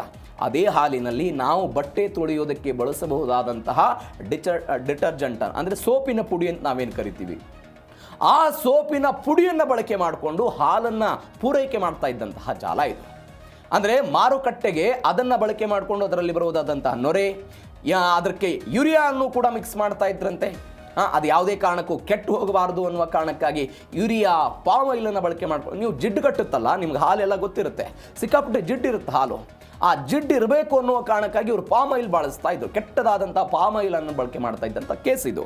ಅದನ್ನು ಕೂಡ ಇದಕ್ಕೆಲ್ಲ ನಕಲಿಯಾಗಿ, ಹಗಲು ದರೋಡಿಯಾಗಿ ಮಾಡ್ತಾ ಇದ್ದಂತಹ ಪ್ರಕರಣ ಇದು. ಹೆಂಗಾಯಿತು ನೋಡಿ ನೀವು ಈ ಘಟನೆನ. ಮಹಾರಾಷ್ಟ್ರದ ಧಾರಾಶಿವ್ ಜಿಲ್ಲೆ ಭೂಮ್ ತಾಲೂಕಿನ ಒಂದು ಘಟಕ ಇದು. 2,36,00,000 ರೂಪಾಯಿ ಕೃತಕ ಹಾಲನ್ನೆಲ್ಲ ಇವರು ತಯಾರು ಮಾಡಿದ್ರಂತೆ. 2,36,00,000 ಲೀಟರ್ ಕೃತಕ ಹಾಲು. ನೊರೆ ಬರಬೇಕು, ಜಿಡ್ಡು ಬರಬೇಕು ಅನ್ನೋ ಕಾರಣಕ್ಕಾಗಿ ಬಟ್ಟೆ ಪೌಡ್ರನ್ನೆಲ್ಲ ಬಳಕೆ ಮಾಡ್ತಿದ್ರು, ಶಾಂಪೂವನ್ನು ಬಳಕೆ ಮಾಡ್ತಾ ಇದ್ರು. ಹಾಲಿನ ಫ್ಯಾಟ್ ಕೃತಕವಾಗಿ ಹಾಗೆ ಹೆಚ್ಚಳ ಇರಬೇಕು ಅನ್ನುವ ಕಾರಣಕ್ಕಾಗಿ ಪಾಮ್ ಆಯಿಲನ್ನು ಬಳಕೆ ಮಾಡ್ಕೊಳ್ತಾ ಇದ್ರು. ಹಾಲು ಯಾವುದೇ ಕಾರಣಕ್ಕಾಗಿಯೂ ಕೂಡ ಬೇಗನೆ ಕೆಡಬಾರದು ಅನ್ನುವ ಕಾರಣಕ್ಕಾಗಿ ಯೂರಿಯಾ ಮಿಕ್ಸ್ ಮಾಡುವಂತಹ ಪ್ರಯತ್ನವನ್ನು ಮಾಡ್ತಾ ಇದ್ರು. ಯೂರಿಯಾ ಮಿಕ್ಸ್ ಮಾಡ್ತಿದ್ರು. ಅಂದರೆ 100 ಲೀಟರ್ ಹಾಲಿತ್ತು ಅಂತ ಹೇಳಿದ್ರೆ ಒಂದು 10 ಲೀಟರ್ ಅದಕ್ಕೆ ಕೃತಕವಾಗಿ ಈ ರೀತಿಯಾಗಿ ಮಿಕ್ಸ್ ಮಾಡೋದು. 10 ಲೀಟರ್ ಈ ರೀತಿಯಾಗಿ ಕೃತಕವಾಗಿ ಮಿಕ್ಸ್ ಮಾಡಿ ಅದನ್ನು ಹೆಚ್ಚಳ ಅಂತ ತೋರಿಸೋ ಪ್ರಯತ್ನವನ್ನು ಮಾಡ್ತಾ ಇದ್ರು. ಪರಿಣಾಮ ಏನಾಗ್ತಾ ಇತ್ತು? ಮೂತ್ರಪಿಂಡಕ್ಕೆ ಹೊಡ್ತಾ ಬೀಳ್ತಾ ಇತ್ತು, ಲಿವರ್ಗಳು ಫೇಲ್ ಆಗ್ತಾ ಇತ್ತು, ಅನ್ನನಾಳ ಜೀರ್ಣಾಂಗ ವ್ಯವಸ್ಥೆಗೆ ಹಾನಿ ಆಗ್ತಾ ಇತ್ತು. ಮಕ್ಕಳು ಮತ್ತು ಗರ್ಭಿಣಿಯರಲ್ಲಿ ಅವರವರ ಈ ನಾವು ರೋಗ ನಿರೋಧಕ ಶಕ್ತಿ ಅಂತ ನಾವೇನು ಕರಿತೀವಿ, ಆ ರೋಗ ನಿರೋಧಕ ಶಕ್ತಿಯು ಕೂಡ ಅತ್ಯಂತ ಕಡಿಮೆ ಮಟ್ಟಕ್ಕೆ ಇಳಿತಾ ಇತ್ತು. ಇಂತಹ ಪರಿಸ್ಥಿತಿ ಮಹಾರಾಷ್ಟ್ರದಲ್ಲಿ ಇದ್ದಂತಹ ಘಟನೆ. ಇದು ನಕಲಿ ಹಾಲಿನ ಕಥೆ. ಆದರೆ ಮತ್ತೊಂದು ಕಥೆ ಇದೆ, ಅದು ಸಂಪೂರ್ಣ ನಕಲಿ ಸರ್ಕಾರಿ ಕಚೇರಿ. ನಕಲಿ ಸರ್ಕಾರಿ ಕಚೇರಿ. ನೀವು ನನಗೆ ಆಶ್ಚರ್ಯ ಆಗುತ್ತೆ ಈ ವಿಚಾರಗಳನ್ನೆಲ್ಲ ಗಮನಿಸಿದಾಗ. ಯಾಕೆ ನೋಡಿ, ಎಲ್ಲೋ ಹಳ್ಳಿಯಲ್ಲಿ ಮದ್ಯ ಮಾರಾಟ ಮಾಡ್ತಿದ್ದಾರೆ, ಯಾರಿಗೂ ಕಣ್ಣಿಗೆ ಕಾಣದಾಗೆ ಅಕ್ರಮವಾಗಿ ಮದ್ಯ ಮಾರಾಟ ಮಾಡಿ, ಯಾರಿಗೆ ಕಣ್ಣಿಗೆ ಕಾಣಲ್ಲ, ಅದು ರಾತ್ರಿ ಮಾರಾಟ ಮಾಡ್ಬೋದು. ಇನ್ನೇನೋ ಅಕ್ರಮವಾಗಿ ಮಾರಾಟ ಮಾಡ್ತಿದ್ದಾರೆ, ಕಣ್ಣಿಗೆ ಕಾಣಲ್ಲ, ಹೆಂಗೋ ಮಾರಾಟ ಮಾಡ್ಬೋದು. ಆದರೆ ನೀವು ಅಕ್ರಮ ಕಟ್ಟಡಗಳು, ಅಕ್ರಮ ವ್ಯವಸ್ಥೆಗಳು, ಅಕ್ರಮ ಸರ್ಕಾರಿ ಅಧಿಕಾರಿಗಳಂತೆ, ಅಕ್ರಮವಾದಂತಹ ಕಟ್ಟಡಗಳಂತೆ ಹೆಂಗೆ ಸಾಧ್ಯ ಇದು? ಹೆಂಗೆ ಸಾಧ್ಯ ಆಯಿತು ಅನ್ನುವಂತಹ ಪ್ರಶ್ನೆ. ಆ ಸಾಧ್ಯತೆಯ ಪ್ರಶ್ನೆಗೆ ಈ ಘಟನೆ ಕಾರಣ. ಒಂದು ನಕಲಿ ಸರ್ಕಾರಿ ಕಚೇರಿಯ ಕತೆ ಇದು. ಹೆಂಗಾಯ್ತು ಇದು ಘಟನೆ ಅಂತ ಹೇಳಿದರೆ ನೋಡಿ, ಗಮನಿಸಬೇಕು. ಗುಜರಾತ್ನಲ್ಲಿ ಆಯ್ತಿದ್ದು ಘಟನೆ. ಛೋಟಾ ಉದಯಪುರದಲ್ಲಿ ಇದೆಲ್ಲ ನಕಲಿ ಸರ್ಕಾರಿ ಕಚೇರಿಯನ್ನು ತೆಗೆದ್ರು. 3 ವರ್ಷಗಳ ಕಾಲ ಸರ್ಕಾರಿ ಕಚೇರಿಯನ್ನು ನಡೆಸ್ತಾರೆ ಅಂತ ಹೇಳಿದರೆ 3 ವರ್ಷ ಕಾಲ ನಡೆಸ್ತಾರೆ ಇವರು. ನಕಲಿ ಎಕ್ಸಿಕ್ಯೂಟಿವ್ ಎಂಜಿನಿಯರ್ ಆಗಿ ಮಾಸ್ಟರ್ ಮೈಂಡ್ ಒಬ್ಬ ಸಂದೀಪ್ ಎನ್ನುವಂಥ ಒಬ್ಬ ವ್ಯಕ್ತಿ ಇದ್ದ. ಇದೊಂದು ಸಿನಿಮಾ ಕಥೆಗಿಂತಲೂ ಕೂಡ ಒಂದು ದೊಡ್ಡ ಕಥೆ ಇರುವಂತಹ ಘಟನೆ ಇದು. ನಕಲಿ ಗೌರ್ಮೆಂಟ್ ಆಫೀಸ್ ಎಲ್ಲ ಮಾಡ್ತಾರೆ. ಛೋಟಾ ಉದಯಪುರ್ ಮತ್ತು ಬೋಡ್ಲಿ ಒಂದು ಬುಡಕಟ್ಟು ಪ್ರದೇಶ ಇರುತ್ತೆ ಇಲ್ಲಿ. ಒಬ್ಬ ಸಂದೀಪ್ ರಜತ್ ಎನ್ನುವಂಥ ಒಬ್ಬ ವ್ಯಕ್ತಿ, ಆ ವ್ಯಕ್ತಿ ಹೇಳ್ತಾನೆ, ನಾನು ನೀರಾವರಿ ಇಲಾಖೆಯ ಕಾರ್ಯನಿರ್ವಾಹಕ ಇಂಜಿನಿಯರ್ ಇದ್ದೀನಿ ಅಂತ ಒಂದು ಸೆಟಪ್ ಮಾಡ್ಕೊಳ್ತಾರೆ. ಒಂದು ಸರ್ಕಾರಿ ಕಚೇರಿ ಹೆಂಗಿರುತ್ತೆ ಅದೇ ರೀತಿಯಾಗಿ ಅದಕ್ಕೆ ಬೇಕಾದಂಥ ಎಲ್ಲ ವ್ಯವಸ್ಥೆಗಳನ್ನು ಎಲ್ಲವನ್ನೂ ಕೂಡ ಮಾಡ್ಕೊಳ್ತಾರೆ. ಯಾರು? ಸಂದೀಪ್ ಎನ್ನುವಂಥ ವ್ಯಕ್ತಿ. ನಕಲಿ ಸೀಲ್ ಇರುತ್ತೆ, ಲೆಟರ್ ಹೆಡ್ಗಳಿರುತ್ತೆ, ಅದಾದ ನಂತರ ಮೇಲ್ ವ್ಯವಸ್ಥೆಯನ್ನು ಮಾಡ್ಕೊಂಡಿರ್ತಾರೆ. ಏನೇನು ಬೇಕಲ್ಲ ಎಲ್ಲ ವ್ಯವಸ್ಥೆ ಇತ್ತು ಇಲ್ಲಿ ಸರ್ಕಾರಿ ಆಫೀಸಲ್ಲಿ. ಅದಾದ ನಂತರ ಇವ್ರದ್ದು ಏನು ಆಲೋಚನೆ ಇತ್ತು ಅಂತ ಹೇಳಿದ್ರೆ, ನಾನು ಬುಡಕಟ್ಟು ಪ್ರದೇಶ ಅಂತ ಹೇಳಿದೆ, ಈ ಬುಡಕಟ್ಟು ಪ್ರದೇಶದ ಅಭಿವೃದ್ಧಿಯ ಕಾರಣಕ್ಕಾಗಿ ಅನುದಾನ ಬೇಕು ಅಂತ. ಹೆಂಗೆ ಅನುದಾನ ಕೇಳ್ತಿದ್ರು ಅವರು? ಸಣ್ಣ ನೀರಾವರಿ ಯೋಜನೆಗಳ ಬಗ್ಗೆ ನಕಲಿಯಾಗಿ ಪ್ರಸ್ತಾವನೆಗಳನ್ನು ಕಳಿಸ್ತಾ ಇದ್ರು. ಹಾಗಾದರೆ ಪ್ರಸ್ತಾವನೆಯನ್ನು ಕಳಿಸ್ತಾ ಇದ್ದಾಗ ಎದುರುಗಳಿರ್ತ ಅಧಿಕಾರಿಗಳು ಇದ್ರ ಬಗ್ಗೆ ಪ್ರಶ್ನೆ ಮಾಡ್ತಿರ್ಲಿಲ್ವಾ? ಇದಕ್ಕೆ ಯಾರು ಅನುಮೋದನೆ ಕೊಡ್ತಿದ್ರಲ್ಲ ಅವ್ರು ಪ್ರಶ್ನೆ ಮಾಡ್ತಿಲ್ಲ. ಅನುಮೋದನೆ ಮಾಡುವ ವ್ಯಕ್ತಿನೂ ಕಳ್ಳನಾಗಿದ್ರೆ ಏನು ಮಾಡೋಕ್ಕೆ ಸಾಧ್ಯ ಆಗುತ್ತೆ? ಅಲ್ಲಿ ಒಬ್ಬ IAS ಅಧಿಕಾರಿ ಇರ್ತಾನೆ, BD ನಿನಾಮ ಅಂತ. ಈ IAS ಅಧಿಕಾರಿಯೂ ಕೂಡ ಈ ಸಂದೀಪ್ ಅಂತ ನಾನು ಹೇಳಿದೆ ಆ ವ್ಯಕ್ತಿಯ ಜೊತೆಗೆ ಶಾಮೀಲಾಗಿರೋ ಘಟನೆ ಇದು. ಶಾಮೀಲಾಗಿದ್ದರು ಇವರು. ಈ ವ್ಯಕ್ತಿ ಏನು ಅನುಮೋದನೆ ಕೇಳ್ತಾನೆ, ಈಗ ನಾವು ನೀರು ಬಿಡಬೇಕು, ನೀರಿಗಾಗಿ ನಲ್ಲಿ ಟ್ಯಾಪಿಗಾಗಿ ನಮ್ಗೆ ಎಷ್ಟೋ ಕೋಟಿ ರೂಪಾಯಿ ಹಣ ಬೇಕು, ಕುಡಿಯೋ ನೀರಿಗೆ ಬೇಕು, ನಲ್ಲಿ ಹಾಕಬೇಕು, ಬಾವಿ ತೆಗೆಸಬೇಕು, ಹೀಗೆ ಒಂದು 100 ನಕಲಿ ಯೋಜನೆಗಳನ್ನು ಮಾಡಿಕೊಂಡು ಬರೋಬ್ಬರಿ ಒಂದು 18.5 ಕೋಟಿ ರೂಪಾಯಿ ಹಣವನ್ನು ದೋಚಿದ್ದಾರೆ ಅಂತ. 18.5 ಕೋಟಿ ರೂಪಾಯಿ ಅದು ಸರ್ಕಾರದಿಂದ ಹಣ ಬಿಡುಗಡೆ ಆಗ್ತಿತ್ತು, ನೇರವಾಗಿ ಖಾತೆಗೆ ಬರ್ತಾ ಇತ್ತು. ಈ ಸಂದೀಪ್ ಮತ್ತು BD ನಿನಾಮ ಅಂತ ನಾನೇನು ಹೇಳಿದೆ ಆ ವ್ಯಕ್ತಿಯು ಕೂಡ ಇಬ್ಬರು ಹಂಚ್ಕೊಳ್ತಾ ಇದ್ರು. ಯಾವ ಪರಿಶೀಲನೆ ಇಲ್ಲ, ಏನೂ ಇಲ್ಲ, ಹಣವನ್ನು ಬಿಡುಗಡೆ ಮಾಡೋದು. ಹೆಂಗೆ ಹೊರಗಡೆ ಬಂತಿದ್ದು? ಈ BD ನಿನಾಮ ಎನ್ನುವಂಥ ಒಬ್ಬ ವ್ಯಕ್ತಿಗೆ ಟ್ರಾನ್ಸ್ಫರ್ ಆಗುತ್ತೆ. ಈ ಟ್ರಾನ್ಸ್ಫರ್ ಆದ ನಂತರ ಒಬ್ಬ ಅಧಿಕಾರಿ ಬರ್ತಾರಲ್ಲಿ, ಒಬ್ಬ ಹೊಸ ಅಧಿಕಾರಿ ಬಂದರು. ಹೊಸ ಅಧಿಕಾರಿ ಬಂದ ನಂತರವೂ ಕೂಡ ಈ ಸಂದೀಪ್ ಅವತ್ತು ಕೂಡ ಸುಮ್ಮನಿರಲಿಲ್ಲ. ಹೀಗೆ ನಾವು ಅನುದಾನ ಬೇಕು ಅಂತೇಳಿ ಕಚೇರಿಗಳಿಗೆ ರಿಕ್ವೆಸ್ಟ್ ಎಲ್ಲ ಕಳಿಸಿದ್ರು. ಅನುಮಾನ ಬಂತು. ಅವ್ರು ಫೋನ್ ಮಾಡಿ ಕೇಳ್ತಾರೆ, ಇಂಥದ್ದು ನೀರಾವರಿ ಇಲಾಖೆ ಇದೆಯಾ, ಏನು ಅಭಿವೃದ್ಧಿ ಆಗ್ತಿದೆ ಅಂತ. ಬಂದಂಥ IAS ಆಫೀಸರ್ ಕೇಳಿದ್ರು, ಯಾವ ನೀರಾವರಿ ಇಲಾಖೆನೇ ಇಲ್ಲ, ಯಾವ ಅಭಿವೃದ್ಧಿನೇ ಇಲ್ಲ ಅಂತ ಹೇಳಿದ್ರು ಅವರು. ಹೀಗೆ ಹೇಳಿದ ನಂತರ ಇದೊಂದು ಏನೋ ಜಾಲ ಆಗ್ತಾ ಇದೆ, ಏನೋ ತಪ್ಪಾಗ್ತಾ ಇದೆ ಅಂತ ಹೊಸದಾಗಿ ಬಂದಂಥ IAS ಅಧಿಕಾರಿ ಗೊತ್ತಾಯ್ತು. ಅದಾದ ನಂತರ ಈ ಘಟನೆ ಬೆಳಕಿಗೆ ಬಂದಿರೋ ಕೃತ್ಯ ಇದು. ಅದಾದ ನಂತರ ಇದು ನಕಲಿ ಕಚೇರಿ ಆಯಿತು. ಒಬ್ಬ ವ್ಯಕ್ತಿ ನಕಲಿ IAS ಆಗಿರೋ ಘಟನೆ, ನಕಲಿ IAS ಆಗಿರೋ ಘಟನೆ. ಅದಾದ ನಂತರ ಬ್ರಿಗೇಡಿಯರ್ ಆಗಿರುವಂತಹ ಘಟನೆಯೂ ಕೂಡ ಹೌದು. ಹೆಂಗೆ ಜನರನ್ನು ವಂಚಿಸ್ತಾರೆ, ಹಣವನ್ನು ಲೂಟಿ ಮಾಡೋದಕ್ಕೆ ಹೆಂಗೆಲ್ಲ ಇವರು ಬಳಕೆ ಮಾಡ್ಕೊಳ್ತಾರೆ ಅನ್ನೋದಕ್ಕೆ ನೀವು ಭಾರತದಲ್ಲಿ ಉಂಟಾಗಿರುವಂಥ ಜ್ವಲಂತ ಉದಾಹರಣೆಗಳನ್ನು ಗಮನಿಸ್ತಾ ಇದ್ದೀರಿ. ನೀವು ಜನರ ಹಣವನ್ನು ಹೆಂಗೆ ಲೂಟಿ ಹೊಡಿತಾರೆ ಇವರು ಅಂತ. ಅದೇ ಮಾದರಿಯಲ್ಲಿ IAS ಮತ್ತು ಬ್ರಿಗೇಡಿಯರ್ ಆಗಿರೋ ಘಟನೆ ಇದು. ಏನಾಯಿತು? IAS IPS ಸೋಗಿನಲ್ಲಿ 4 ರಾಜ್ಯಗಳಲ್ಲಿ ಕೋಟ್ಯಾಂತರ ರೂಪಾಯಿ ಹಣವನ್ನು ವಂಚನೆ ಮಾಡಿರೋದು. IAS ಆಗಬೇಕು ಅನ್ನೋ ಕಾರಣಕ್ಕಾಗಿ, ಅಥವಾ ರಿಯಲ್ ಲೈಫಲ್ಲಿ UPSC ಕ್ಲಿಯರ್ ಮಾಡಿ IAS ಆಗೋಕ್ಕೆ ಸಾಧ್ಯ ಆಗಲಿಲ್ಲ, ಬಟ್ ತಮ್ಮ ನಕಲಿ ಜೀವನದಲ್ಲಿ IAS ಅಧಿಕಾರಿ ಅಂತ ತೋರಿಸ್ಕೊಳ್ಳೋ ಪ್ರಯತ್ನವನ್ನು ಮಾಡಿದರು. ಒಂದು 15 ಬೌನ್ಸರ್ಗಳನ್ನು ಇಟ್ಕೊಂಡಿದ್ದಂತೆ ಈ ವ್ಯಕ್ತಿ. ಅವರಿಗಾಗಿ ತಿಂಗಳ ಒಂದು 5 ಲಕ್ಷ ರೂಪಾಯಿ ಹಣವನ್ನು ಖರ್ಚು ಮಾಡ್ತಿದ್ದಂತೆ. 5 ಲಕ್ಷ ರೂಪಾಯಿ ಹಣವನ್ನು ಖರ್ಚು ಮಾಡ್ತಾ ಇದ್ದ. 15 ಬೌನ್ಸರ್ಗಳೆಲ್ಲ ಈ ವ್ಯಕ್ತಿಯ ಜೊತೆಗಿದ್ದರು. ಇವರೆಲ್ಲರೂ ಕೂಡ ಸೇರಿಕೊಂಡು ಇಂಥದ್ದೊಂದು ವ್ಯವಸ್ಥಿತವಾಗಿ ಎಲ್ಲವೂ ಕೂಡ ಆಯಿತು. ಡಿಸೆಂಬರ್ 2025 ಆಗಿರೋ ಘಟನೆ ಇದು. UPಯ ಗೋರಖ್ಪುರದಲ್ಲಿ ಈ ವ್ಯಕ್ತಿಯನ್ನು ಬಂಧನ ಮಾಡಿದ್ದಾರೆ. ಗೌರವ್ ಕುಮಾರ್ ಸಿಂಗ್ ಅಂತ, ಅಥವಾ ಲಲಿತ್ ಕಿಶೋರ್ ಅನ್ನೋ ವ್ಯಕ್ತಿ ಈತ. 15 ಜನರನ್ನ ವೈಯಕ್ತಿಕ ಗನ್ಮ್ಯಾನ್ಗಳನ್ನಾಗಿ ಇಟ್ಕೊಂಡಿದ್ದ. ಕೃತಕವಾದಂಥ ಅಧಿಕ ಏನೇನು IAS ಆಫೀಸರ್ಗಳಿರುತ್ತದೆ ವ್ಯವಸ್ಥೆ, ಆ ವ್ಯವಸ್ಥೆನ ಈ ವ್ಯಕ್ತಿ ಮಾಡ್ಕೊಂಡಿದ್ದ. ಇನೋವಾ ಕಾರನ್ನು ಬಳಕೆ ಮಾಡ್ಕೊಳ್ತಿದ್ದಂತೆ. ಈ VVIPಗಳಿಗೆ ಮತ್ತು ಈ UPSC ಪಾಸ್ ಆದಂಥ IAS ಅಧಿಕಾರಿಗಳಿಗೆ ಈ ಕೆಂಪು ಮತ್ತು ನೀಲಿ ಬಣ್ಣದ ದೀಪ ಇರುತ್ತಲ್ಲ, ಅದನ್ನು ಕೂಡ ಈ ವ್ಯಕ್ತಿ ಬಳಕೆ ಮಾಡ್ಕೊಳ್ತಾ ಇದ್ರು. ಬೋರ್ಡ್ಗಳನ್ನು ಕೂಡ ಹಾಕಿಸ್ಕೊಂಡಿದ್ರಂತೆ. ಗೌರ್ಮೆಂಟ್ ಆಫ್ ಇಂಡಿಯಾ ಅಂತ ಹಾಕಿಸ್ಕೊಂಡಿದ್ರಂತೆ. ಸಚಿವಾಲಯದ ಬೋರ್ಡ್ಗಳನ್ನೆಲ್ಲ ಹಾಕಿಸ್ಕೊಳ್ಳೋ ಪ್ರಯತ್ನವನ್ನು ಮಾಡ್ತಾ ಇದ್ದಾರೆ. ಪ್ರತಿ ತಿಂಗಳ 5 ಲಕ್ಷ ಖರ್ಚು ಮಾಡ್ತಾ ಇದ್ದ. ಎಲ್ಲಕ್ಕಿಂತ ಹೆಚ್ಚಾಗಿ ವಿಪರ್ಯಾಸ ನೋಡಿ, ನಾನು 2022 ಪಾಸ್ ಆದಂಥ IAS ಅಧಿಕಾರಿ ಅಂತ ಹೇಳ್ಕೊಡ್ತಿದ್ದಂತಿದ್ದ. ನಾನು 2022 ಪಾಸ್ ಆಗಿದ್ದೀನಿ ಅಂತೆಲ್ಲ ಹೇಳಿದರು. ಅದಾದ ನಂತರ ಇದೆಲ್ಲ ಪೊಲೀಸಿಗೆ ಗೊತ್ತಾಯಿತು, ಬಂಧನ ಮಾಡಿದರು. ಇನ್ನೊಬ್ಬ ವ್ಯಕ್ತಿ ಬ್ರಿಗೇಡಿಯರ್ ಅಂತ ನಾನೇನು ಹೇಳಿದೆ, ಬ್ರಿಗೇಡಿಯರ್ನ ಕತೆಗೆ ಬರೋಣ. ಈ ವ್ಯಕ್ತಿ ನಾನು ಸೈನ್ಯದಲ್ಲಿ ಒಬ್ಬ ವೈದ್ಯಾಧಿಕಾರಿ ಆಗಬೇಕು ಅಂತ ಕನಸು ಕಟ್ಕೊಂಡಿದ್ದ. ಆದರೆ 2 ಬಾರಿ ನೀಟ್ ಫೇಲ್ ಆಗ್ತಾನೆ ಈ ಹುಡುಗ. 21 ವರ್ಷ ಆತನಿಗೆ. 2 ಬಾರಿ ನೀಟ್ ಫೇಲ್ ಆದ. ನೀಟ್ ಆದ ನಂತರ ಆರ್ಯನ್ ವರ್ಮಾ ಅಂತ ಆತನ ಹೆಸರು. ಆತನ ತಾಯಿಗೆ ಹೃದಯಾಘಾತದ ಸಂಬಂಧಪಟ್ಟಂಥ ಕಾಯಿಲೆ ಇರುತ್ತೆ. ನನ್ನ ತಾಯಿಗೆ ಏನಾದರೂ ಇದನ್ನು ಹೇಳಿಬಿಟ್ರೆ ಅವನು ಮೃತಪಟ್ಟು ಬಿಡ್ತಾರೆ ಅನ್ನೋ ಕಾರಣಕ್ಕಾಗಿ ಈ ಹುಡುಗ ಏನು ಮಾಡಿಬಿಡ್ತಾನೆ, ಬೇಡ ನಮ್ಮ ತಾಯಿಗೆ ಹೇಳೋದು ಬೇಡ ಅಂತೇಳಿ ಒಂದು ಸಮವಸ್ತ್ರನ ಹಾಕಿಕೊಂಡು, ನೋಡಿ ನಾನು ಅತ್ಯಂತ ಕಡಿಮೆ ವಯಸ್ಸಿನಲ್ಲಿ, ಅತ್ಯಂತ ಕಿರಿಯ ವಯಸ್ಸಿನಲ್ಲಿ ಬ್ರಿಗೇಡಿಯರ್ ಆಗಿದ್ದೀನಿ ಅಂತೇಳಿ ಮನೆಗೆ ಬರ್ತಾನೆ ಈ ವ್ಯಕ್ತಿ. ಅದಕ್ಕೆ ಬೇಕಾದಂಥ ಪದಕ, ಅದಕ್ಕೆ ಬೇಕಾದಂಥ ಸಮವಸ್ತ್ರ ಎಲ್ಲವನ್ನೂ ಕೂಡ NSG ಕಮಾಂಡರ್ ಆಗಿಬಿಟ್ಟಿದೆ ನಾನು, ಇತ್ಯಾದಿ ಅಂತ ಈ ವ್ಯಕ್ತಿ ಬರ್ತಾನೆ. ಇವೆಲ್ಲಕ್ಕಿಂತ ಹೆಚ್ಚಾಗಿ UPSC ಆಸ್ಪಿರೆಂಟ್ಗಳಿರ್ತಾರಲ್ಲ, ನಾನು UPSC ಕ್ರ್ಯಾಕ್ ಮಾಡಬೇಕು ಅಂತ ಅವರಿಗೆಲ್ಲ ಮೋಟಿವೇಶನಲ್ ಸ್ಪೀಕ್ ಮಾಡ್ತಾ ಇದ್ದಂತೆ ಈ ವ್ಯಕ್ತಿ. ಆದರೆ ಆತನ ಬಂಡವಾಳ ಇವತ್ತು ಬಯಲಾಗಿದೆ.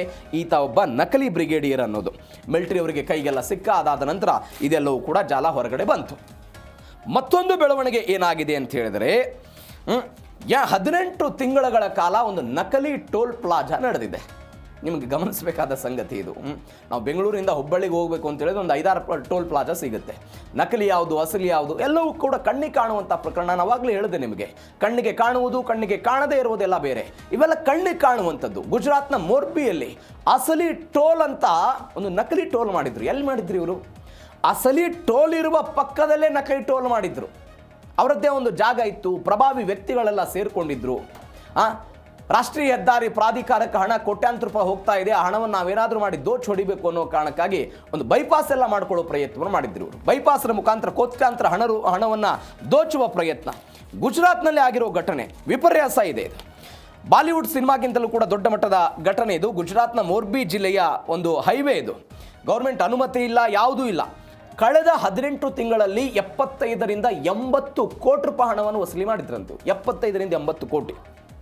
ಮೋರ್ಬಿ ಮತ್ತು ಕಚ್ ಜಿಲ್ಲೆಯ ವಗಾಸಿಯಾ ಅನ್ನುವಂಥ ಒಂದು ಟೋಲ್ ಇದೆ. ಇದು ಅಧಿಕೃತ ಟೋಲ್, ಇದು ಅಧಿಕೃತವಾದಂತಹ ಟೋಲು. ಇದನ್ನು ತಪ್ಪಿಸೋದಕ್ಕೆ ಅಮರೀಶಿ ಪಟೇಲ್ ಎನ್ನುವಂಥ ಒಬ್ಬ ಪ್ರಭಾವಿ ವ್ಯಕ್ತಿಯಲ್ಲಿದ್ದ. ಆ ಅಮರೀಶಿ ಪಟೇಲ್ ಏನು ಮಾಡಿಬಿಡ್ತಾನೆ, ತನ್ನ ಒಂದು ಖಾಸಗಿ ಭೂಮಿ ಇರುತ್ತೆ, ಆ ಖಾಸಗಿ ಭೂಮಿಯಲ್ಲಿ ಏನು ಮಾಡಿಬಿಡ್ತಾನೆ, ಅಸಲಿಯಂತೆ ಕಾಣುವಂಥ ಒಂದು ಸೆಟಪ್ ಅನ್ನು ಸೃಷ್ಟಿ ಮಾಡ್ತಾರೆ. ಅಸಲಿಯಂತೆ ಕಾಣುತ್ತದ್ದು ಟೋಲ್ ಪ್ಲಾಜಾ. ಅದೇ ರೀತಿಯಾಗಿ ಎಲ್ಲ ಇತ್ತು, ಸಿಬ್ಬಂದಿ ಇದ್ದರು, ಎಲ್ಲ ವ್ಯವಸ್ಥೆಗಳು ಇತ್ಯಾದಿ ಇತ್ತು. ಇವರು ಏನು ಮಾಡಿದ್ರು? ಹಾಗಾದರೆ ಜನ ಯಾಕೆ ಅಸಲಿಯನ್ನು ಬಿಟ್ಟು ನಕಲಿ ಕಡೆ ಬರ್ತಿದ್ರು? ಇಲ್ಲೇ ಇರೋದು ಟ್ವಿಸ್ಟು. ಅಲ್ಲಿ ಕೆಲವೊಂದಿಷ್ಟು ಜನರನ್ನು ಹೆದ್ದಾರಿಯ ಸುತ್ತಮುತ್ತ ಆಳುಗಳನ್ನು ಇಟ್ಟಿದ್ರಂತೆ ಇವರ ವ್ಯಕ್ತಿ.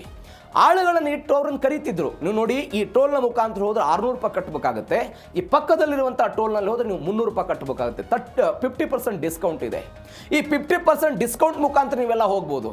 ಆ್ಯಂಡ್ ಇಲ್ಲಿ ಈ ಫಾಸ್ಟ್ಯಾಗ್ನ ಸರ್ವರ್ ಸಮಸ್ಯೆ ಇದೆ. ಅಲ್ಲಿ ಹೋದ್ರೆ ಯಾವ ಫಾಸ್ಟ್ಯಾಗ್ ಇಲ್ಲ, ನೀವು ನೇರವಾಗಿ ಮತ್ತೆ ಇದೇ ರೋಡ್ಗೆ ಕನೆಕ್ಟಿವಿಟಿ ಆಗ್ತೀರಿ, ಬನ್ನಿ ಆ ಕಡೆಯಿಂದ ಹೋಗಿ ಅಂತ. ಸಹಜವಾಗಿ ಜನವೂ ಕೂಡ ಹಣ ಉಳಿಯುತ್ತೆ, 300 ರೂಪಾಯಿ ಉಳಿಯುತ್ತೆ ಒನ್ ವೇ. ಒಂದು ಸೈಡಿಂದ 300 ರೂಪಾಯಿ ಉಳಿಯುತ್ತೆ ಅಂತ ಹೇಳಿದ್ರೆ ಎಲ್ಲರೂ ಕೂಡ ಅದನ್ನು ಬಳಕೆ ಮಾಡೋದಕ್ಕೆ ಶುರು ಮಾಡಿದರು. ಅಲ್ಲಿ ಕೋಟ್ಯಾಂತರ ರೂಪಾಯಿ ಹಣ ಬರೋದಕ್ಕೆ ಶುರುವಾಯಿತು. ಎಲ್ಲಿಂದ ಬರೋದಕ್ಕೆ ಶುರುವಾಯಿತು? ನಕಲಿ ಟೋಲ್ ಪ್ಲಾಜಾದಿಂದ ಬರೋದಕ್ಕೆ ಶುರುವಾಯಿತು. ಆವಾಗ ಇದು ಕತೆ ಎಲ್ಲವೂ ಕೂಡ ಹೊರಗೆ ಬಂತು. ಹೆಂಗೆ ಈ ಅಸಲಿ ಟೋಲ್ ಪ್ಲಾಜಾದಿಂದ ಬರ್ತಿದ್ದಂಥ ಇನ್ಕಮ್ ಕಡಿಮೆ ಆಗೋದಕ್ಕೆ ಶುರುವಾಯಿತು. ಇನ್ಕಮ್ ಕಡಿಮೆ ಆಗೋದಕ್ಕೆ ಶುರುವಾದಾಗ ಈ ಸಹಜವಾಗಿ ಅಲ್ಲಿ ಅಧಿಕಾರಿಗಳು, ಜನರು ಎಲ್ಲರ ಸಪೋರ್ಟಿಂದನೇ ಆಗಿರುತ್ತೆ. ಇದು ಕಣ್ಣ ಮುಚ್ಚಾಲೆ ಆಟ ಅಂತ ಏನಲ್ಲ, ಎಲ್ರಿಗೂ ಕಣ್ಣಿಗೆ ಕಾಣುವಂಥ ಪ್ರಕರಣ ಎಲ್ಲರಿಂದನೇ ಆಯಿತು. ಟೋಲ್ ಪ್ಲಾಜಾದಿಂದ ಹಣ ಬರೋದಕ್ಕೆ ಕಡಿಮೆ ಆಯಿತು. ಆವಾಗ ರಾಷ್ಟ್ರೀಯ ಹೆದ್ದಾರಿ ಪ್ರಾಧಿಕಾರ ನೋಟಿಸ್ ಕೊಡ್ತು, ಮ್ಯಾನೇಜರ್ ಹೋಗಿ ಕಂಪ್ಲೇಂಟ್ ಮಾಡಿದ್ರು. ಕಂಪ್ಲೇಂಟ್ ಮಾಡಿದ ನಂತರ ಇಂಥದ್ದೊಂದು ನಕಲಿ ಟೋಲ್ ಪ್ಲಾಜಾ ಇದೆ ಅನ್ನೋದು ಎಲ್ಲವೂ ಕೂಡ ಗೊತ್ತಾಯಿತು. FIR ಎಲ್ಲ ದಾಖಲಾಗಿದೆ. ಇದು ಟೋಲ್ ಪ್ಲಾಜಾ ಕತೆ. ಮತ್ತೊಂದು ಕಡೆ ನಕಲಿ ಪೊಲೀಸ್ ಠಾಣೆ. ಇದು ನಕಲಿ ಟೋಲ್ ಪ್ಲಾಜಾ ಆಯಿತು, ನಕಲಿ ಸರ್ಕಾರಿ ಕಚೇರಿ ನೋಡಿದ್ವಿ. ಪೊಲೀಸ್ ಠಾಣೆ ಅಂತ ಹೇಳಿದರೆ ನ್ಯಾಯ ಸಿಗುವಂತಹ ಸ್ಥಳ ಅಂತ ನಾವೆಲ್ಲ ಕರಿತೀವಿ. ಆದರೆ ಅದೇ ನ್ಯಾಯ ಕೊಡುವಂತಹ ಸ್ಥಳವೇ ಅನ್ಯಾಯವಾಗಿದ್ದುಬಿಟ್ರೆ ಏನಾಗುತ್ತೆ ಕತೆ ಹೇಳಿ ನೀವು. ಅದೇ ರೀತಿ ಆಗಿರೋ ಘಟನೆ ನೋಡಿ. ಅಹಮದಾಬಾದ್ನಲ್ಲಿ ಈ ನಕಲಿ ಕೋರ್ಟ್ ಆಗಿರೋ ಘಟನೆ. ಮೊದಲು ಕೋರ್ಟ್ನ ಕತೆ ನೋಡ್ಬಿಡೋಣ. ಜಡ್ಜ್ ಸೋಗಿನಲ್ಲಿ ನ್ಯಾಯಾಲಯವನ್ನು ಒಬ್ಬ ವ್ಯಕ್ತಿ ನಡೆಸ್ತಾ ಇದ್ದ. ಈ ಭೂಮಿಯ ವ್ಯಾಜ್ಯದ ಪ್ರಕರಣಗಳಿರುತ್ತಲ್ಲ, ಕೋರ್ಟಲ್ಲಿ ಸ್ವಲ್ಪ ಬೇಗ ಮುಗಿಯಲ್ಲ ಅವೆಲ್ಲ. ಸ್ವಲ್ಪ ವರ್ಷಾನುಗಟ್ಟಲೆ ಸಮಯವನ್ನು ತೆಗೆದುಕೊಳ್ತಾ ಹೋಗ್ತಾ ಇರುತ್ತೆ. ಈಗ ವರ್ಷಾನುಗಟ್ಟಲೆ ಸಮಯವನ್ನು ತೆಗೆದುಕೊಳ್ತಾ ಇದ್ದದ್ದನ್ನೇ ಬಂಡವಾಳ ಮಾಡಿಕೊಂಡಿದ್ದಂಥ ಒಬ್ಬ ವ್ಯಕ್ತಿ ಈ ಸರ್ಕಾರಿ ಜಮೀನಿಗೆ ಸಂಬಂಧಪಟ್ಟಿದ್ದನ್ನು ಆರ್ಡರ್ ಕೊಡೋ ಪ್ರಯತ್ನವನ್ನು ಮಾಡ್ತಾ ಇದ್ದ. ಹೆಂಗೆ ಹೇಳ್ತಾ ಇದ್ದ ಅಂತ ಹೇಳಿದರೆ ಆ ವ್ಯಕ್ತಿ, ಇಲ್ಲ ನನಗೆ ಸರ್ಕಾರ ಮಧ್ಯಂತರ ನ್ಯಾಯಾಧೀಶನನ್ನಾಗಿ ನನ್ನ ನೇಮಕ ಮಾಡಿದೆ, ಏನಾಗ್ತಾ ಇದೆ ಏನು ಎತ್ತ ಅನ್ನೋದ್ರ ಬಗ್ಗೆ ಎಲ್ಲವನ್ನೂ ಕೂಡ ನಾನು ತಿಳಿಸ್ತೀನಿ ಅಂತ ಈ ವ್ಯಕ್ತಿ ಹೇಳೋ ಪ್ರಯತ್ನವನ್ನು ಮಾಡ್ತಾ ಇದ್ದ. ಗುಜರಾತ್ನ ಅಹಮದಾಬಾದ್ನಲ್ಲಿ 5 ವರ್ಷಗಳ ಕಾಲ ತಾನೇ ನ್ಯಾಯಾಧೀಶನಾಗಿ ಭೂಮಿಯ ಆದೇಶವನ್ನೆಲ್ಲವನ್ನು ಕೂಡ ಹೊರಡಿಸಿದ್ದ. ಮೋರಿಸ್ ಸ್ಯಾಮ್ಯುಯಲ್ ಕ್ರಿಸ್ಟಿಯನ್ ಎನ್ನುವಂಥ ಒಬ್ಬ ವ್ಯಕ್ತಿ ಇತ್ತ. ಈತ ಗಾಂಧಿನಗರದಲ್ಲಿ, ಅಂದರೆ ಗುಜರಾತ್ನ ಗಾಂಧಿನಗರದಲ್ಲಿ ತನ್ನ ಕಚೇರಿ ಇತ್ತು. ಅದನ್ನೇ ಒಂದು ನ್ಯಾಯಾಲಯವನ್ನೆಲ್ಲ ಮಾಡಿಕೊಂಡ. ಸಿಬ್ಬಂದಿ ಇದ್ದರು, ಜವಾನರಿದ್ದರು, ವಕೀಲರ ಸೋಗ್ನಲ್ಲಿ ಒಂದು ಟೀಮ್ ಎಲ್ಲ ಮಾಡ್ಕೊಂಡಿದ್ದ. ಅದಾದ ನಂತರ ಸಿಟಿ ಸಿವಿಲ್ ಕೋರ್ಟ್ನಲ್ಲಿ ಏನು ದೀರ್ಘಕಾಲದಲ್ಲಿ ಪ್ರಕರಣಗಳಿರುತ್ತೆ, ಭೂ ವಿವಾದಗಳ ಕಕ್ಷಿದಾರರು ಏನಿರ್ತಾರಲ್ಲ, ಆ ಕಕ್ಷಿದಾರನ್ನೆಲ್ಲ ಭೇಟಿ ಮಾಡೋದು. ಇಲ್ಲ ಕಾನೂನು ವಿವಾದ ಬಗೆಹರಿಸೋದಕ್ಕೆ ನನ್ನ ಸರ್ಕಾರ ಮಧ್ಯಸ್ಥಿಕೆದಾರನಾಗೆಲ್ಲ ನೇಮಕ ಮಾಡಿದೆ, ಹೀಗಾಗಿ ನೀವೆಲ್ಲ ನಮ್ಮ ಕಡೆ ಬನ್ನಿ, ನಿಮ್ಮ ಕೇಸೆಲ್ಲ ಮುಗಿಸ್ಕೊಡ್ತೀನಿ ಅಂತ ಹೇಳಿ ಹಣವನ್ನು ಪೀಕೋ ಪ್ರಯತ್ನವನ್ನು ಮಾಡ್ತಾ ಇದ್ದ. ಈ ಅಹಮದಾಬಾದ್ ಮುನ್ಸಿಪಲ್ ಕಾರ್ಪೊರೇಷನ್ನಲ್ಲಿ 100 ಕೋಟಿ ರೂಪಾಯಿ ವಂಚನೆ ಮಾಡಿದ್ದಾನೆ ಈ ವ್ಯಕ್ತಿ. ನೋಡಿ, ಸರ್ಕಾರದಿಂದಲೇ 100 ಕೋಟಿ ರೂಪಾಯಿ ವಂಚನೆ ಮಾಡಿರುವ ವ್ಯಕ್ತಿ ಈತ. ತಾನು ನೀಡಿದ ತೀರ್ಪು ಕೊಟ್ಟ ಈತ. ತೀರ್ಪು ಕೊಟ್ಟ ನಂತರ ಸಿಟಿ ಸಿವಿಲ್ ಕೋರ್ಟ್ಗೆ, ಅಂದರೆ ನಿಜವಾದ ನ್ಯಾಯಾಲಯದ ಮುಂದೆ ಕಕ್ಷಿದಾರರು ಹೊರಟರು. ಆಗ ಅಲ್ಲಿ ಒಬ್ಬರು ಹಾರ್ದಿಕ್ ದೇಸಾಯಿ ಅಂತ ಒಬ್ಬ ಜಡ್ಜ್ ಇರ್ತಾರೆ. ಅವರಿಗೆ ಅನುಮಾನ ಬರೋದಕ್ಕೆ ಶುರುವಾಗುತ್ತೆ. ಈ ವ್ಯಕ್ತಿಯನ್ನೇನಾದರೂ ಮಧ್ಯಸ್ಥಿಕೆ ಮಾಡಲಾಗಿದೆಯಾ, ಏನಾದರೂ ಆದೇಶ ಇದೆಯಾ, ಇದೊಂದು ಡೌಟ್ ಬರೋದಕ್ಕೆ ಶುರುವಾದಾಗ ಯಾವ ಮಧ್ಯಸ್ಥಿಕೆನೂ ಇಲ್ಲ, ಯಾವುದು ಕೂಡ ಇಲ್ಲ ಅಂತ ಗೊತ್ತಾದಾಗ ದಾಖಲೆ ಪರಿಶೀಲನೆ ಮಾಡಿದಾಗ ಯಾವುದು ಕೂಡ ಗೊತ್ತಿಲ್ಲ. ಅದಾದ ನಂತರ ಈ ವ್ಯಕ್ತಿ ಮೋರಿಸ್ ಎನ್ನುವಂಥ ವ್ಯಕ್ತಿಯ ಬಣ್ಣ ಬಯಲಾಗಿದೆ. ಈ ಪ್ರಕರಣ ಮಾತ್ರ ಅಲ್ಲ, 2007ರಲ್ಲೂ ಕೂಡ ನಕಲಿ ಡಿಗ್ರಿಯನ್ನು ತೆಗೆದುಕೊಂಡು ಈ ವ್ಯಕ್ತಿ ವಕೀಲಿಕೆಯನ್ನು ಪ್ರಾಕ್ಟೀಸ್ ಮಾಡ್ತಾ ಇದ್ದುವನ್ನ ಕಾರಣಕ್ಕಾಗಿಯೂ ಕೂಡ ಈ ವ್ಯಕ್ತಿ ಏನಾಗಿದ್ದ, ಜೈಲು ಪಾಲಾಗಿದ್ದ ಘಟನೆ. ಇದು ಅಹಮದಾಬಾದ್ನ ನಕಲಿ ಕೋರ್ಟ್ನ ಕಥೆ. ಆದರೆ ಮತ್ತೊಂದು ಪೊಲೀಸ್ ಸ್ಟೇಷನ್ನ ಕಥೆಯೂ ಕೂಡ ಇದೆ. ಹೋಟೆಲ್ನಲ್ಲಿ ಪೊಲೀಸ್ ಸ್ಟೇಷನ್ ಮಾಡಿದ್ರು ಇವರೆಲ್ಲ. ನಾನು ಅವಾಗಲೇ ಹೇಳಿದೆ, ಪೊಲೀಸ್ ಸ್ಟೇಷನ್ ಅಂತ ಹೇಳಿದ್ರೆ ನ್ಯಾಯ ಬೇಕು ಅಂತ ಬರ್ತಾರೆ ಅಂತ. ಬಿಹಾರದ ಬಂಕಾದಲ್ಲಿ 8 ತಿಂಗಳ ಕಾಲ ಒಂದು ನಕಲಿ ಪೊಲೀಸ್ ಸ್ಟೇಷನ್ ನಡೆಯುತ್ತೆ ಅಂತ ಹೇಳಿದ್ರೆ ಯಾವ ಪೊಲೀಸ್ ಅಧಿಕಾರಿಗಳಿಗೆ, ಸುತ್ತಮುತ್ತ ಇರುವಂಥ ಅಧಿಕಾರಿಗಳಿಗೆ ಯಾರಿಗೆ ಗೊತ್ತಿರಲ್ವಾ ಈ ಪ್ರಕರಣ? ಗೊತ್ತಿತ್ತು. ಆದರೆ ಏನಾಯಿತು ನೋಡಿ ನೀವು, ಬಿಹಾರದ ಬಂಕಾದಲ್ಲಿ ನಡೆದಂಥ ಘಟನೆ ಇದು. 8 ತಿಂಗಳು ನಡೆಯುತ್ತಿದ್ದು. ಅನುರಾಗ್ ಗೆಸ್ಟ್ ಹೌಸ್ ಅಂತ ಒಂದು ಹೋಟೆಲ್ ಅದು, ಅದನ್ನು ಬಾಡಿಗೆ ಪಡಿತಾರೆ ಇವರು. 8 ತಿಂಗಳ ಕಾಲ ಪೊಲೀಸ್ ಸ್ಟೇಷನ್ ಮಾಡಿದರು.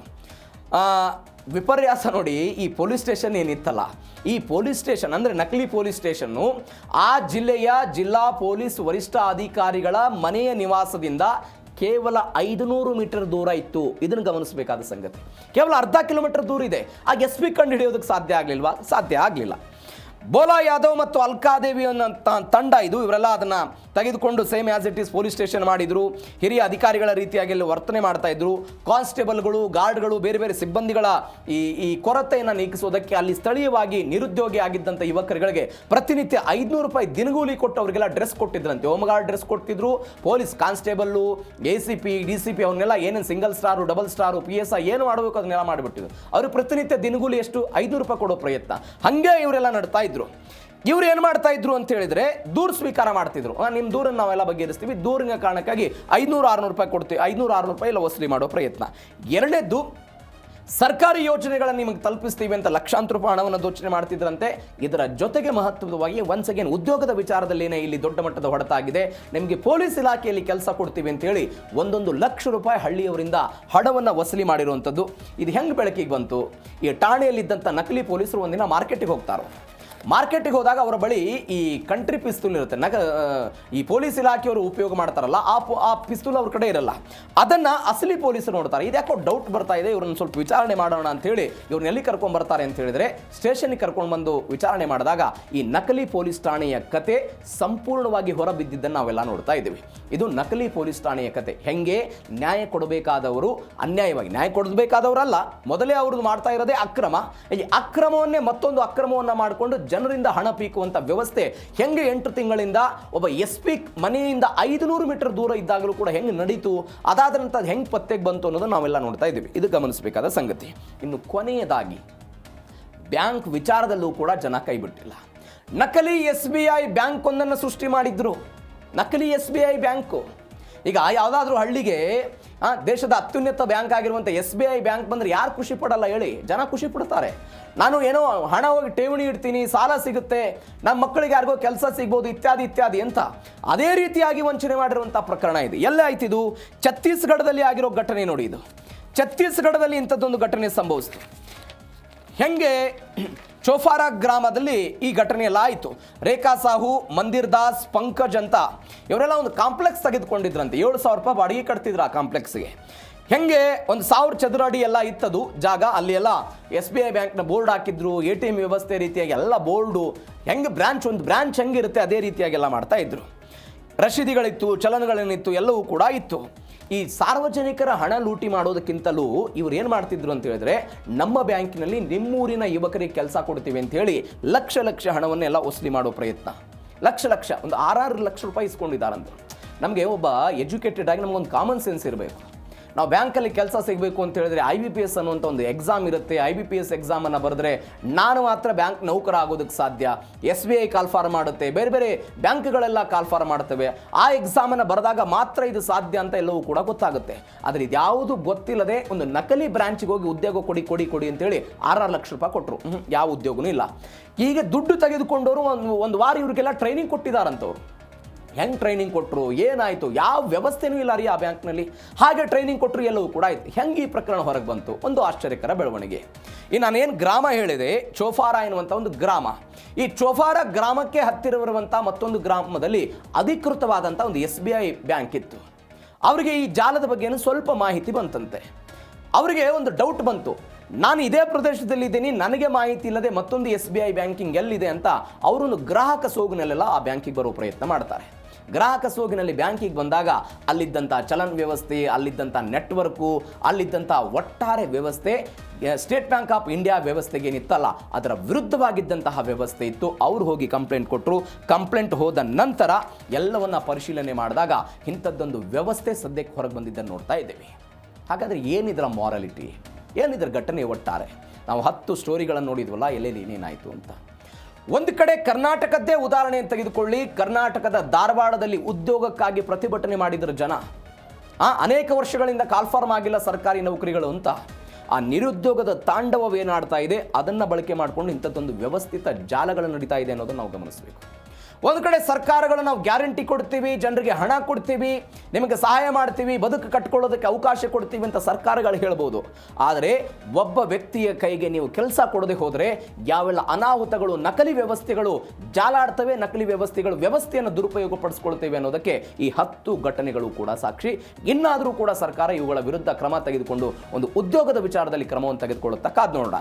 ಇದು ಜೀ ಕನ್ನಡ ನ್ಯೂಸ್ DNA ಮೊದಲ ಸುದ್ದಿ. ಎರಡನೇ ಸುದ್ದಿ ಹಾರ್ಮುಜ್ ಸಂಘರ್ಷಕ್ಕೆ ಸಂಬಂಧಪಟ್ಟ ಸುದ್ದಿ ಇದೆ. ಒಂದು ಕಡೆ ಇಷ್ಟು ದಿನಗಳ ಕಾಲ ಅಮೆರಿಕ ಮತ್ತು ಇರಾನ್ ನಡುವೆ ನೇರವಾದಂಥ ಪೈಪೋಟಿ ಆಗ್ತಾ ಇತ್ತು. ಅಮೆರಿಕ ದಾಳಿ ಮಾಡ್ತಾ ಇದ್ದದ್ದಕ್ಕೆ ಮಧ್ಯಪ್ರಾಚ್ಯಗಳನ್ನು ಟಾರ್ಗೆಟ್ ಮಾಡಿಕೊಂಡು ಇರಾನ್ನವರು ದಾಳಿ ಮಾಡ್ತಾ ಇದ್ರು. ಹಾಗಾದರೆ ಮಧ್ಯಪ್ರಾಚ್ಯಗಳ ರಾಷ್ಟ್ರಗಳು ಸುಮ್ಮನಿರ್ತವ?